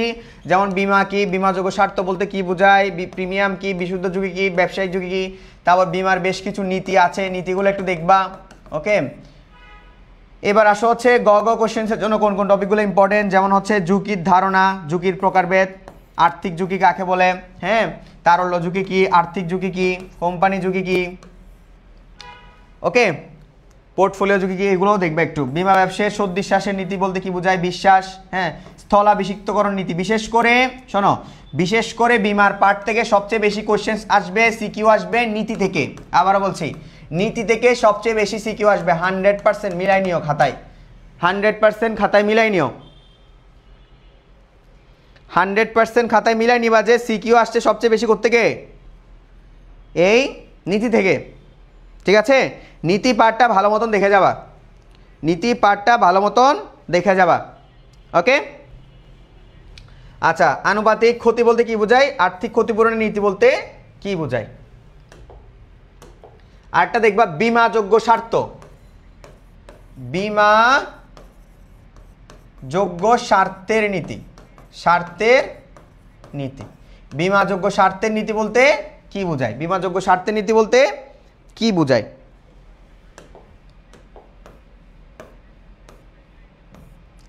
ঠিক আছে, এবার আমরা আজকে একটা চ্যাপ্টার পড়বো, সবাই রাজি কিনা? আমরা আজকে একটা চ্যাপ্টার পড়বো, অনলি একটা থিওরি চ্যাপ্টার। সো থিওরি চ্যাপ্টারটা আমরা খুব কম সময়ে শেষ করে দিব ইনশাল্লাহ। নেক্সট ক্লাসগুলো থেকে আমরা কি পড়বো, নেক্সট ক্লাসগুলো থেকে আমরা কি পড়বো, ম্যাথ চ্যাপ্টার পড়বো, ম্যাথ। ওকে, সো অর্থায়ন হলো কি, অর্থায়ন মানে কি, তহবিল সংগ্রহ করা, তহবিল সংগ্রহ করা। মূলত হচ্ছে তহবিল সংগ্রহ করার কাজকে আমরা অর্থায়ন বুঝি, বাট অর্থায়নের বেসিক দৃষ্টিকোণ থেকে তহবিল সংগ্রহ করা থেকে শুরু করে ভালো কোনো জায়গায় ইনভেস্টমেন্ট করা এবং সেখান থেকে ভালো একটা আউটপুট নিয়ে আসা। ওকে, ধরো তুমি একটা বিজনেস দিবা, হ্যাঁ তুমি একটা ফুডকার্ট বিজনেস দিতে চাচ্ছ, তোমার প্রথম বাঁধা হয়ে দাঁড়াবে হচ্ছে ফাইন্যান্সিং। এই ফাইন্যান্সিং মানে বোঝায় হচ্ছে মূলধন সংগ্রহ, মূলধন সংগ্রহ বা মূলধন সংগ্রহ বা কালেক্ট। সো এটাই হচ্ছে তোমার প্রথম বাঁধা। সো ফাইন্যান্সিং বা অর্থায়ন মানে শুধু মূলধন সংগ্রহ না, মূলধন সংগ্রহ বা ফান্ড কালেকশন, হ্যাঁ ফান্ড কালেকশন, তারপর সেটা হচ্ছে ভালো জায়গায় ইনভেস্ট করা এবং সেখান থেকে সবচেয়ে ভালো আউটপুট বা ডিস্ট্রিবিউশনটা নিয়ে আসা এবং আউটপুট থেকে আমাদের ডিস্ট্রিবিউশন করা, এইগুলাই হচ্ছে ডিস্ট্রিবিউট করা। সো এইগুলাই হচ্ছে আমাদের ফাইন্যান্সিং এর কাজ। তুমি নিজেই দেখো না, তুমি একটা ফান্ড কালেকশন করে একটা বিজনেস দিয়েছো এবং বিজনেস দেওয়ার পরে কোনো একটা জায়গায় ইনভেস্টমেন্ট করেছো, সেখান থেকে যে আউটপুটগুলো পেয়েছো সেগুলো মানুষের কাছে ডিস্ট্রিবিউট করেছো। ধরো তুমি যদি লাভ পাও তুমি নিজে নিয়েছো, তুমি যদি লোন নিয়ে থাকো কাউরে লোন নিয়ে থাকো কোনো একটা জায়গা থেকে, তুমি যদি লোন নিয়ে যদি ফান্ড কালেকশন করো তখন তাকে সুদ দিতে হচ্ছে, বা তুমি যদি শেয়ার বিক্রি করেছো সেক্ষেত্রে তোমাকে ওদেরকে শেয়ার দিতে হবে। তার মানে হচ্ছে তহবিল বলতে, ফাইন্যান্স বলতে বোঝায় অর্থ আনায়ন থেকে শুরু করে, এখানের মধ্যে দুটো শব্দ আছে, অর্থ প্লাস আনায়ন, মানে ফাইন্যান্স বলতে বোঝায় তহবিল সংগ্রহ করা এবং তার সঠিক ব্যবস্থাপনাকে আমরা অর্থায়ন বলি। এবং অর্থায়নের ইংরেজি শব্দ হচ্ছে ফাইন্যান্স, ফাইন্যান্স যেটার ল্যাটিন শব্দ ফিনিশ থেকে এসেছে। কোত্থেকে এসেছে? ফিনিশ থেকে, যার অর্থ হচ্ছে অর্থায়ন, যার অর্থ হচ্ছে কি অর্থায়ন, অর্থাৎ তহবিল সংগ্রহ করা এবং তার সঠিক ব্যবস্থাপনাকে আমরা কি বলবো? অর্থায়ন বলবো। তাহলে পরীক্ষায় যদি আসে অর্থায়ন কাকে বলে, তহবিল সংগ্রহ করা এবং তার সঠিক ব্যবস্থাপনাকে আমরা কি বলবো? অর্থায়ন বলবো। ঠিক আছে, ওকে। যেমন অর্থায়ন হলো আর্থিক পরিকল্পনা, অর্থ সংগ্রহ, বিনিয়োগ, মুনাফা বন্টন, নিয়ন্ত্রণ সম্পর্কিত কাজের সমষ্টি। এটি এমন একটি প্রক্রিয়া বাজার, বিভিন্ন আর্থিক প্রতিষ্ঠান এবং আর্থিক সম্পদ জড়িত থাকে। যে ব্যক্তি ব্যবসায় তহবিল সংগ্রহ কাজে লিপ্ত হয় তাকে আমরা বলি আর্থিক ব্যবস্থাপক। ক্লিয়ার সবার কাছে? এতটুকু পর্যন্ত সবার কাছে ক্লিয়ার? এই সবাই পারবো ইনশাল্লাহ? ওকে, এই সবার কাছে ক্লিয়ার কিনা? এই তহবিল, এই অর্থায়ন ক্লিয়ার কিনা? অর্থায়ন মানে হচ্ছে তুমি যখন কোনো একটা বিজনেস বা কোনো একটা জায়গায় ইনভেস্টমেন্ট করতে যাবা, তখন কিন্তু তোমার ফাইন্যান্স প্রয়োজন হবে। সো ফাইন্যান্স ব্যতীত তুমি কখনো অর্থায়ন রিলেটেড যাবতীয় পরিকল্পনা তুমি কখনো বুঝতেই পারবে না। তার মানে ফাইন্যান্স মানে হচ্ছে তহবিল সংগ্রহ করা এবং কোন জায়গায় ইনভেস্টমেন্ট করলে সবচেয়ে ভালো আউটপুট আসবে এবং সেখান থেকে তোমার রেভিনিউগুলা বা তোমার সুদগুলা বা তোমার লভ্যাংশগুলা ডিস্ট্রিবিউশন করে দেওয়া, এই জিনিস ওভারঅল কার্যক্রমকে আমরা কি বলি? অর্থায়ন বলি। সো অর্থায়নের কি আছে? ইতিহাস আছে বেশ কিছু। যেমন ইতিহাসগুলো আমরা একটু এক নজরে যদি দেখে নেই, যেমন এই যে ইতিহাসগুলো কি কি দেখো, যেমন 1920 সালের পূর্ববর্তী দশকে যুক্তরাষ্ট্রের কোম্পানিগুলো ব্যাপকভাবে একত্রীকরণ শুরু হয়। এটা আমাদের এমসিকিউতে আসবে। প্রক্রিয়া শুরু হয় 1980 থেকে 1905 সাল পর্যন্ত। 1920 সালের দশকে 1920 সালের মধ্যে পণ্যের মূল্য অনেক বেশি পড়ে যায় এবং 1929 সালের 29 অক্টোবর, 29 কি বার? অক্টোবর, হ্যাঁ টিউসডেতে একটা যুক্তরাষ্ট্রের মার্কেটে শেয়ার বাজার একটা ধস নামে, যেটাকে বলা হয় ব্ল্যাক টিউসডে। কি বলা হয়? ব্ল্যাক টিউসডে বলা হয়। ওকে, এই যে 1930-এর দশকে 1929 সালের 29 অক্টোবর তারিখে যুক্তরাষ্ট্রের শেয়ার বাজারে যে ধস নামে তাকে বলা হয় ব্ল্যাক টিউসডে নামে পরিচিত। এটা আমাদের এমসিকিউতে আসবে, বিভিন্ন বোর্ডে তুমি পেয়ে যাবা, দেখবা যেই বোর্ডে দাও না পনে পরীক্ষা, বিভিন্ন বোর্ডে দেখবা কোনো না কোনো বোর্ডে চলে আসছে যে ব্ল্যাক টিউসডে বলতে আসলে কি বোঝায়, ব্ল্যাক টিউসডে বলতে আসলে কি বোঝায়। এরপরে দেখো 1940 সালের দিকে কোম্পানিগুলো চলতি মূলধন ব্যবস্থাপনা চ্যালেঞ্জ ঘোষণা যায়। তারপর হচ্ছে 1950 সালের দিকে অর্থায়নের সনাতন দ্বারা প্রবর্তিত হয়। তার মানে অর্থায়নের আধুনিক যাত্রা শুরু হয় 1960-এর দশকে। 1960-এর দশকে হচ্ছে কি অর্থায়নের আধুনিক যাত্রা শুরু হয়। এই সময় অর্থায়নের উদ্দেশ্য ছিল সম্পদ এবং কোম্পানির শেয়ার বাজারে মূল্য বৃদ্ধি করা। এবং 1960-এর দশকে অর্থায়নের কি এই যে যাবতীয় থিওরিগুলো আবিষ্কার হয়, যে পোর্টফোলিও থিওরি আবিষ্কার হয়। যেমন পোর্টফোলিও থিওরি আবিষ্কার করেছিলেন কে বলতো? পোর্টফোলিও থিওরি আবিষ্কার করেছিলেন হ্যারি মার্কুইটস। পোর্টফোলিও থিওরি আবিষ্কার করেছে কে? হ্যারি মার্কুইটস। পোর্টফোলিও থিওরি আবিষ্কার করেছে কে বলতো? পোর্টফোলিও থিওরি আবিষ্কার করেছে হ্যারি মার্কুইটস 1954 সালে। এরপরে 1970 সালে ব্ল্যাক অ্যান্ড স্কচ হচ্ছে গিয়ে অপশন প্রাইস থিওরি আবিষ্কার করেন। ওকে, তারপর 1980-এর দশকে হচ্ছে গিয়ে ফিউচার ফরওয়ার্ড সোয়াপ চুক্তির মাধ্যমে অনেক বৃদ্ধি পায়। এবং হচ্ছে তোমার উইলিয়াম শার্প হচ্ছে তোমার সিএপিএম থিওরি আবিষ্কার করেন 1964 সালের দিকে। এবার আসা হচ্ছে অর্থায়নের বেশ কিছু শ্রেণীবিভাগ আছে। অর্থায়নের শ্রেণীবিভাগগুলো হচ্ছে যেমন পারিবারিক অর্থায়ন, সরকারি অর্থায়ন, অব্যবসায়ী অর্থায়ন, ব্যবসায়ী অর্থায়ন এবং আন্তর্জাতিক অর্থায়ন। এখন বলো তো পারিবারিক অর্থায়নটা কি? পরিবারের কল্যাণ করার জন্য অর্থ রিলেটেড যাবতীয় সকল পরিকল্পনা, বিনিয়োগ এবং বিষয়গুলোকে আমরা পারিবারিক অর্থায়ন বলি। এক্ষেত্রে পারিবারিক অর্থায়নের মূল উদ্দেশ্য হচ্ছে পরিবারের অর্থনৈতিক কল্যাণ বা পরিবারের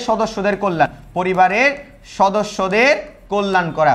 এক্ষেত্রে হচ্ছে আমাদের বাবা বা মা বা দাদা দাদি বা বড় ভাই বা বড় বোন যারা ইনকাম করে ওরা আগে হচ্ছে তাদের আয় নির্ধারণ করে এবং আয় বুঝে তারা কি করে? ব্যয় করে পরিবারের কল্যাণের জন্য। সেটাকে বলা হয় পারিবারিক অর্থায়ন। এরপরে আসে হচ্ছে সরকারি অর্থায়ন। সরকারি অর্থায়ন হচ্ছে যখন আমরা বাজেট ঘোষণা করে তখন হচ্ছে গিয়ে সরকার হচ্ছে আগে ব্যয় নির্ধারণ করে, সেই বুঝে সরকার হচ্ছে আয় দেখে। হ্যাঁ, যদি কোনো কারণে যদি সরকারের অর্থায়নে ব্যয় বেশি হয়ে যায়, আয় কমে যায়, সেক্ষেত্রে এটাকে আমরা বলি হচ্ছে ঘাটতি বাজেট। কি বাজেট? ঘাটতি বাজেট। এবং ঘাটতি বাজেট পূরণের জন্য বিদেশিদের পাঠানো রেমিটেন্স এবং প্রোগ্রেসিভ ট্যাক্স নামে একটা ট্যাক্স আছে। এই প্রোগ্রেসিভ ট্যাক্সটা অনেক বেশি ইম্পর্টেন্ট। প্রোগ্রেসিভ ট্যাক্স আর হচ্ছে গিয়ে তোমার ঘাটতি বাজেট পূরণের জন্য অনেক হেল্প করে রেমিটেন্স অনেক হেল্প করে ঘাটতি বাজেট পূরণে। আর যদি কোনো কারণে যদি আয় বেশি হয়ে যায়, ব্যয় কম হয়, যদিও সরকারি বাজেট এমন কখনো হয় না, সেটাকে আমরা বলি হচ্ছে উদ্বৃত্ত বাজেট। হ্যাঁ, সেটাকে আমরা কি বলি? উদ্বৃত্ত বাজেট বলি। এতটুকু পর্যন্ত সবার বুঝে আসছে? তার মানে পারিবারিক অর্থায়নে আগে আয় পরে ব্যয়, সরকারি অর্থায়নে আগে ব্যয় পরে আয়। অব্যবসায় অর্থায়নের জন্য কিন্তু আমাদের অর্থায়ন করতে হবে। যেমন অব্যবসায় অর্থায়নের আয়ের উৎস কি বলতো? এদের আয়ের উৎস হচ্ছে চাঁদা। যেমন যদি আমি একটা মসজিদের উদাহরণ দিই, তাহলে মসজিদে বিভিন্ন মানুষ থেকে চাঁদা তোলা হয়। এটা আবার ওই যে এনসিপি, বিএনপি, আওয়ামী লীগ বা এরা যে চাঁদা তুলতো ওই চাঁদা না, এটা হচ্ছে মানুষের দেওয়া চাঁদা, মানে আগ্রহ সহকারে দেওয়া চাঁদা। ওকে, সো এই চাঁদা হচ্ছে গিয়ে এই চাঁদা দিয়ে কি করা হয়? এই চাঁদা দিয়ে হচ্ছে বিভিন্ন মানুষের বেতন দেওয়া হয়, মুয়াজ্জিনের বেতন দেওয়া হয়, বিভিন্ন মাহফিল করা হয়, হ্যাঁ, প্রতিষ্ঠানের আনুষঙ্গিক খরচগুলো মেটানো হয়। এবার ব্যবসায় অর্থায়ন কি? ব্যবসায় অর্থায়নের প্রধান উদ্দেশ্য হচ্ছে তোমার মুনাফা অর্জন। কি অর্জন? মুনাফা অর্জন। ওকে, মুনাফা অর্জনের উদ্দেশ্যে তহবিল রিলেটেড যাবতীয় সকল পরিকল্পনা বা অর্থায়ন রিলেটেড যাবতীয় সকল পরিকল্পনাকে আমরা ব্যবসায় অর্থায়ন বলি। আন্তর্জাতিক অর্থায়ন বলতে কি বোঝায়? আন্তর্জাতিক বাজার, আমদানি রপ্তানি। এই যে আমদানি রপ্তানি, হ্যাঁ, আমদানি রপ্তানি, পুনরপ্তানি, হ্যাঁ, বৈদেশিক বাণিজ্য, বৈদেশিক হচ্ছে গিয়ে মুদ্রা, এই সকল রিলেটেড যাবতীয় অর্থায়ন রিলেটেড যত পরিকল্পনা আছে এগুলোকে আমরা বলি হচ্ছে আন্তর্জাতিক অর্থায়ন। এবার আসো অর্থায়নের প্রধান 4টি কার্যাবলী আছে। অর্থায়নের প্রধান 4টি কার্যাবলী হচ্ছে গিয়ে তোমার একটা হচ্ছে তহবিল সংগ্রহ করা, তহবিল ফান্ড কালেকশন। তার মানে আমরা যখন ফাইন্যান্স করতে যাব সেক্ষেত্রে প্রধান কাজ হচ্ছে আমাদের ফান্ড কালেকশন আমরা দুইভাবে করতে পারি। একটা হয় ইন্টারনাল করি, আমরা ইন্টারনাল নিজেরা দিতে পারি, অথবা আমরা এক্সটার্নাল করতে পারি। সো এক্সটার্নালের ক্ষেত্রে আমরা বিভিন্ন জায়গা থেকে লোন নিতে পারি, অথবা আমরা শেয়ার বিক্রি করতে পারি, এক্ষেত্রে তহবিল সংগ্রহ করার ক্ষেত্রে বিবেচনা করতে হবে কাম্য মূলধন। কি মূলধন? কাম্য মূলধন কাঠামো, মানে লোন বেশি নেওয়া যাবে না কিংবা নিজেও বেশি টাকা দেওয়া যাবে না, একটা নির্দিষ্ট ব্যালেন্স রাখতে হবে। কি রাখতে হবে? ব্যালেন্স রাখতে হবে। হ্যাঁ, এবং যেখানে কস্ট কম, যেই জায়গা থেকে আমি মূলধন কালেক্ট করবো, মূলধন সংগ্রহের ব্যয়কে আমরা কি বলি? মূলধন ব্যয়। তাহলে মূলধন ব্যয় যদি বেশি হয় আমার জন্য কি হয়ে যাবে? কস্টলি হয়ে যাবে। ওই জন্য যেখানে মূলধন ব্যয় কম ওই জায়গা থেকে আমরা গ্রহণ করব। এরপরে হচ্ছে আমরা ইনভেস্ট করব। ইনভেস্ট আমরা দুইভাবে করি। একটা হচ্ছে মূলধন বাজেটিং, মানে যেটা হচ্ছে দীর্ঘমেয়াদী, তার মানে দীর্ঘমেয়াদী বিনিয়োগ সিদ্ধান্তকে আমরা বলি হচ্ছে মূলধন বাজেটিং। আর স্বল্পমেয়াদী বিনিয়োগ সিদ্ধান্তকে আমরা বলি হচ্ছে গিয়ে স্বল্পমেয়াদী সম্পদ ব্যবস্থাপনা। এরপরে সবশেষে আসবে তহবিল বন্টন। তুমি প্রথমে ফান্ড কালেকশন করেছো এবং ইনভেস্টমেন্ট করেছো তোমার হচ্ছে গিয়ে শর্ট টার্ম এবং লং টার্মে, এবং এরপরে হচ্ছে তুমি যা ইনকাম করেছো সেগুলো ডিস্ট্রিবিউশন করবা। ধরো তুমি কারো কাছ থেকে লোন নিয়েছিলা, তাকে সুদ দিবা। তুমি কারো কাছ থেকে শেয়ার কিনেছিলা, তাকে লভ্যাংশ দিবা। সবার কাছে এতটুকু পর্যন্ত ক্লিয়ার? সবার কাছে এতটুকু পর্যন্ত ক্লিয়ার? লভ্যাংশ নীতি বলতে কি বোঝায়? কতটুকু লভ্যাংশ, মুনাফার কতটুকু লভ্যাংশ কতটুকু দেব এবং কতটুকু সংরক্ষণ করব, এই রিলেটেড যাবতীয় নীতিকে আমরা লভ্যাংশ নীতি বলি। এই রিলেটেড যাবতীয় নীতিকে আমরা কি বলি? লভ্যাংশ নীতি বলি। ঠিক আছে, কর্পোরেট ট্যাক্স মানে হচ্ছে মূলত ট্যাক্স হচ্ছে দুই প্রকার, একটা পার্সোনাল ট্যাক্স, একটা হচ্ছে কর্পোরেট ট্যাক্স, প্রাতিষ্ঠানিক কর। এটা হচ্ছে বিশেষ করে পাবলিক লিমিটেড কোম্পানি যেগুলো আছে, পাবলিক লিমিটেড কোম্পানি বা কোম্পানি রিলেটেড যাবতীয় যত প্রতিষ্ঠান আছে এদের হচ্ছে কর্পোরেট ট্যাক্স দেওয়া লাগে, বা নিবন্ধিত অংশীদারি ব্যবসাকেও কিন্তু কিরা দেওয়া লাগে? কর্পোরেট ট্যাক্স দেওয়া লাগে। এবার আসা হচ্ছে অর্থায়নের নীতিসমূহ। অর্থায়নের কি সমূহ? নীতিসমূহ। সো নীতিসমূহ থেকে আমাদের সবচেয়ে বেশি পরিমাণে সিকিউ আসবে। আবারও বলছি, নীতিসমূহ থেকে আমাদের সবচেয়ে বেশি পরিমাণে সিকিউ আসবে। এখন দেখো, ঝুঁকি এবং মুনাফার নীতি। ঝুঁকির সাথে মুনাফার পজিটিভ সম্পর্ক। তুমি যত বেশি রিস্ক নিবা, এই যে হাই রিস্ক, তুমি রিস্ক বেশি নিবা, হ্যাঁ, হাই গেইন করবা, হাই গেইন। তার মানে high risk high gain, high risk high gain, low risk low risk low gain, low risk low gain, low risk low gain. Okay, so এদের মধ্যে তার মানে দেখো, একজন বাড়লে একজন বাড়তেছে, একজন কমলে আরেকজন কমতেছে। তার মানে ঝুঁকি এবং মুনাফার মধ্যে কেমন সম্পর্ক? পজিটিভ, পজিটিভ সম্পর্ক, হ্যাঁ, বা ইতিবাচক সম্পর্ক, ইতিবাচক সম্পর্ক বিদ্যমান। ওকে, এতটুকু সবার ক্লিয়ার? তার মানে high risk high gain, low risk low gain, high risk high gain, low risk low gain, high risk high gain, low risk low gain. Okay, এবার আসা হচ্ছে তারল্য ও মুনাফার নীতি। তারল্য এবং মুনাফার নীতি বলতে কি বোঝায়? দেখো, তারল্য মানে হচ্ছে নগদ অর্থের প্রাপ্যতা। তুমি যত বেশি তারল্য রাখবা নিজের কাছে, নগদ টাকারে বেশি রেখে দিবা, তাহলে তারল্য মানে কি বলতো? তারল্য মানে হচ্ছে নগদ অর্থ রেখে দেওয়া, নগদ অর্থ রেখে দেওয়া, এটাকে বলা হয় তারল্য। তো তারল্য যদি বেশি রাখি, নগদ অর্থ যদি বেশি রাখি, তাহলে আমি বিনিয়োগ কি কম করতে পারবো না বেশি করতে পারবো? তাহলে বিনিয়োগ করতে পারবো আমি কম, বিনিয়োগ করতে পারবো আমি কি কম। তার মানে তারল্য যদি বেশি রাখি বিনিয়োগ করতে পারবো, আর বিনিয়োগ কম করতে পারলে আমার মুনাফাও কি হবে? মুনাফাও কমে যাবে। তার মানে তারল্য যদি বেশি রাখি মুনাফা হয়ে যাবে কম। তার মানে এদের মধ্যে কি সম্পর্ক বলতো? নেগেটিভ সম্পর্ক। এদের মধ্যে কি সম্পর্ক? নেগেটিভ সম্পর্ক কিংবা বিপরীতমুখী। ঠিক আছে, তারল্য এবং মুনাফার মধ্যে কেমন সম্পর্ক বলতো? নেগেটিভ সম্পর্ক। তারল্য এবং মুনাফার মধ্যে কেমন সম্পর্ক? নেগেটিভ সম্পর্ক। ভাই, এই জায়গাগুলো থেকে সিকিউ আসবে, আমি আবারও বলছি, এই জায়গাগুলো থেকে সিকিউ আসবে 100%। এই সকল জায়গাগুলো থেকে তোমাদের সিকিউ আসবে। সো হেলাফেলা করিও না ভাই, আমি আবারও বলছি, সময় নষ্ট করার কোনো দরকার নেই, সময় যত নষ্ট করবা তত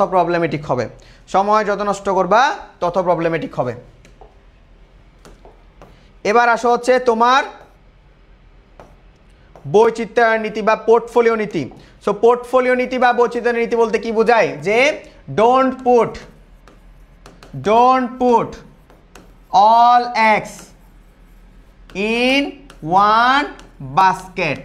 Don't put all eggs in one basket. ধরো তোমার কাছে 100 টাকা আছে, এই 100 টাকা তুমি এক জায়গায় ইনভেস্টমেন্ট করে দিলা, কোনো কারণে লস হইলো, তাহলে তুমি কি হবা? সব 100 টাকায় তোমার কি চলে যাবে। ঠিক আছে, এখন এই 100 টাকাটা আমি কি করব? 100 টাকাটা বিভিন্ন জায়গায় ইনভেস্টমেন্ট করে যাব। এখানে 50 টাকা, এখানে 10 টাকা, এখানে 20 টাকা, এখানে 30 টাকা, এভাবে ইনভেস্টমেন্ট করে দিব। এখন কোনো কারণে কোনোটা যদি লসও করে, তাহলে আমি বাকিগুলো নিয়ে পুষিয়ে নিতে পারবো। ওই জন্য বলা হয় don't put all eggs in one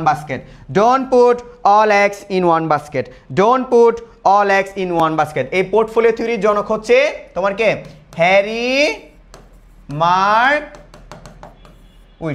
Harry মার্কুইটস হচ্ছে তোমার পোর্টফোলিও থিওরির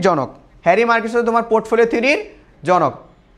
কৃষি শিক্ষা পিডিএফ কি পাবো না? কৃষি শিক্ষা জানি না, কৃষি শিক্ষা সম্পর্কে তোমরা এডুকেশনের পেজে একটু নক দাও।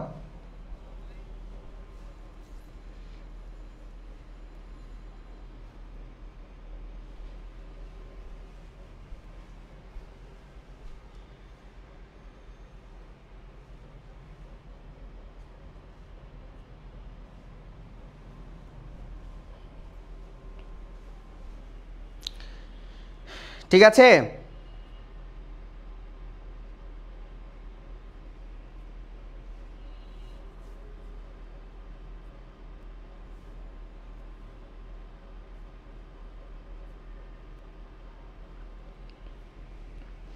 এতটুকু পর্যন্ত ক্লিয়ার কিনা? এতটুকু পর্যন্ত ক্লিয়ার? এরপর হচ্ছে অর্থায়নের দুটো লক্ষ্য আছে। অর্থায়নের দুটো লক্ষ্য হচ্ছে, একটা হচ্ছে মুনাফা সর্বোচ্চকরণ বা ইপিএস, ইপিএস বা শেয়ার প্রতি আয় বৃদ্ধি, শেয়ার প্রতি আয় বৃদ্ধি, এটাকে বলা হয় ইপিএস। হ্যাঁ, এটা বিভিন্নভাবে চাইলে শেয়ার প্রতি আয় বৃদ্ধি করা যায়, শেয়ার প্রতি আয় বৃদ্ধি বিভিন্নভাবে চাইলে করা যায়। তুমি যদি কস্ট কমিয়ে তোমার প্রতিষ্ঠানে যদি কস্ট কমায় দাও তাহলে তোমার কিন্তু শেয়ার প্রতি আয়, তোমার কি শেয়ার প্রতি আয় পাবে, মুনাফা বেড়ে যাবে। তোমার যদি হচ্ছে গিয়ে তোমার প্রোডাক্ট যদি বানাইতে কস্ট কমায় দাও তাহলে তোমার কি হবে, তোমার মুনাফা বাড়তেছে। তুমি যদি তোমার প্রোডাক্টের দাম বাড়ায় দাও, প্রোডাক্ট প্রাইস যদি বাড়ায় দাও, হ্যাঁ প্রোডাক্ট প্রাইস যদি বাড়ায় দাও, সেক্ষেত্রে তোমার কি মুনাফা সর্বোচ্চকরণ হবে, মুনাফা সর্বোচ্চকরণ হবে। ওকে, আচ্ছা এরপরে আসা হচ্ছে গিয়ে সম্পদ মুনাফা সর্বোচ্চকরণের জন্য যে যে বিষয়গুলো দেখতে হবে। মুনাফা সর্বোচ্চকরণ হচ্ছে অস্পষ্ট ধারণা, মুনাফা সর্বোচ্চকরণের বিষয়টা কি, অস্পষ্ট ধারণা।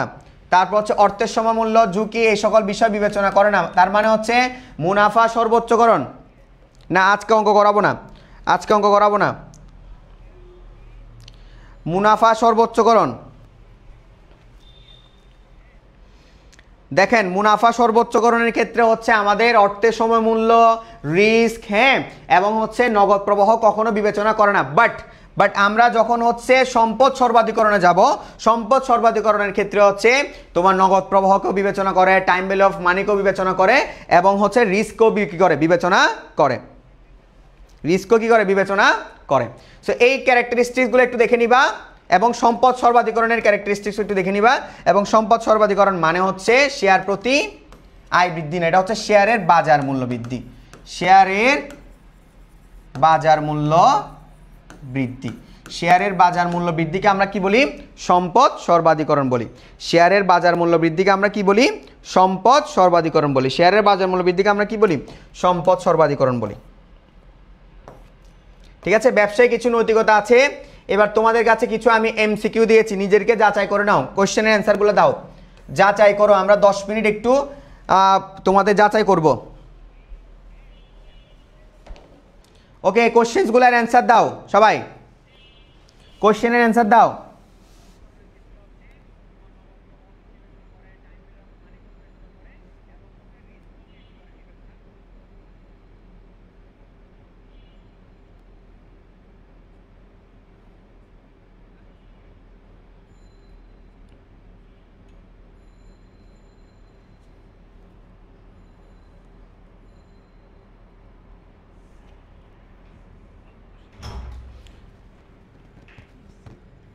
এই কোশ্চেন্সের অ্যান্সার দাও।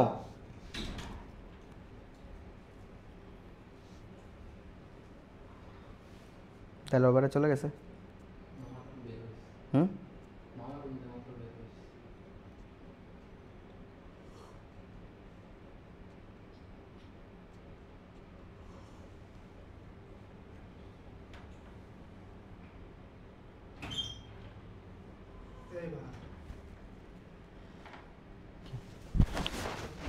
এই 10 মিনিট, 10 মিনিট আছে। হ্যাঁ হ্যাঁ তাহলে তাকে দিন একসাথে আমরা রিকশা, ঠিক আছে 10 মিনিট শেষ হবে। হ্যাঁ হ্যাঁ, শুধু এমসিকিউ করাবো। আচ্ছা,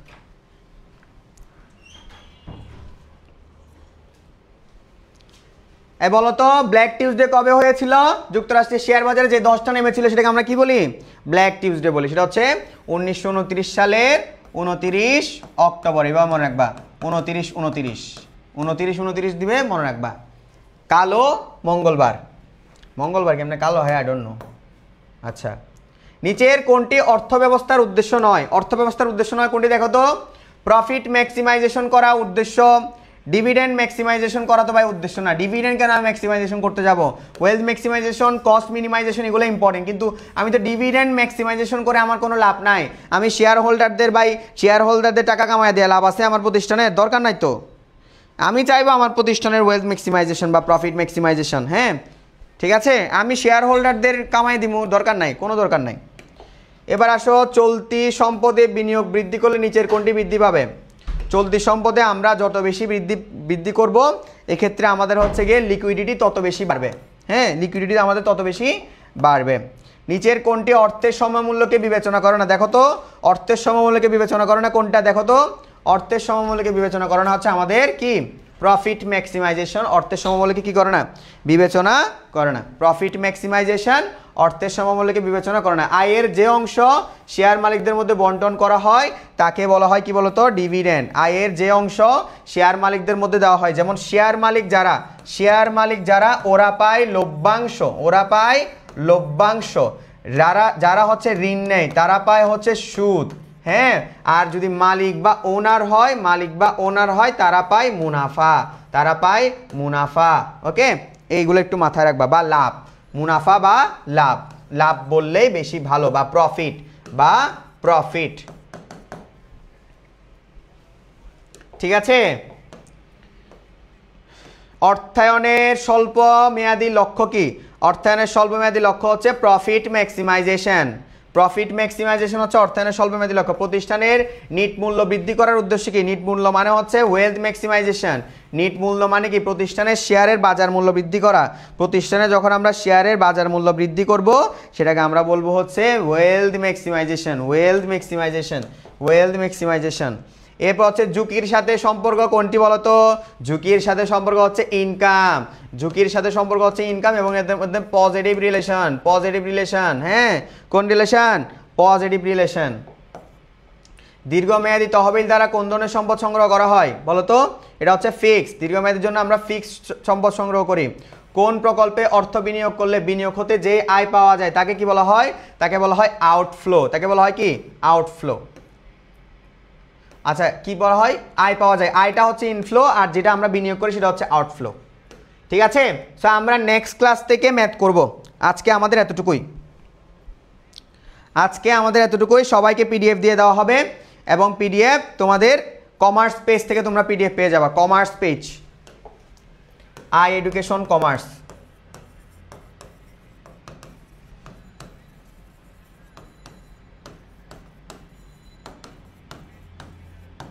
ওকে। আর নেক্সট ক্লাস হচ্ছে তোমাদের 4 তারিখ সন্ধ্যা 7:30টায়। 4 তারিখ সন্ধ্যা 7:30টায়। তাহলে সবাই সে পর্যন্ত ভালো থাকবা, সুস্থ থাকবা। আসসালামু আলাইকুম।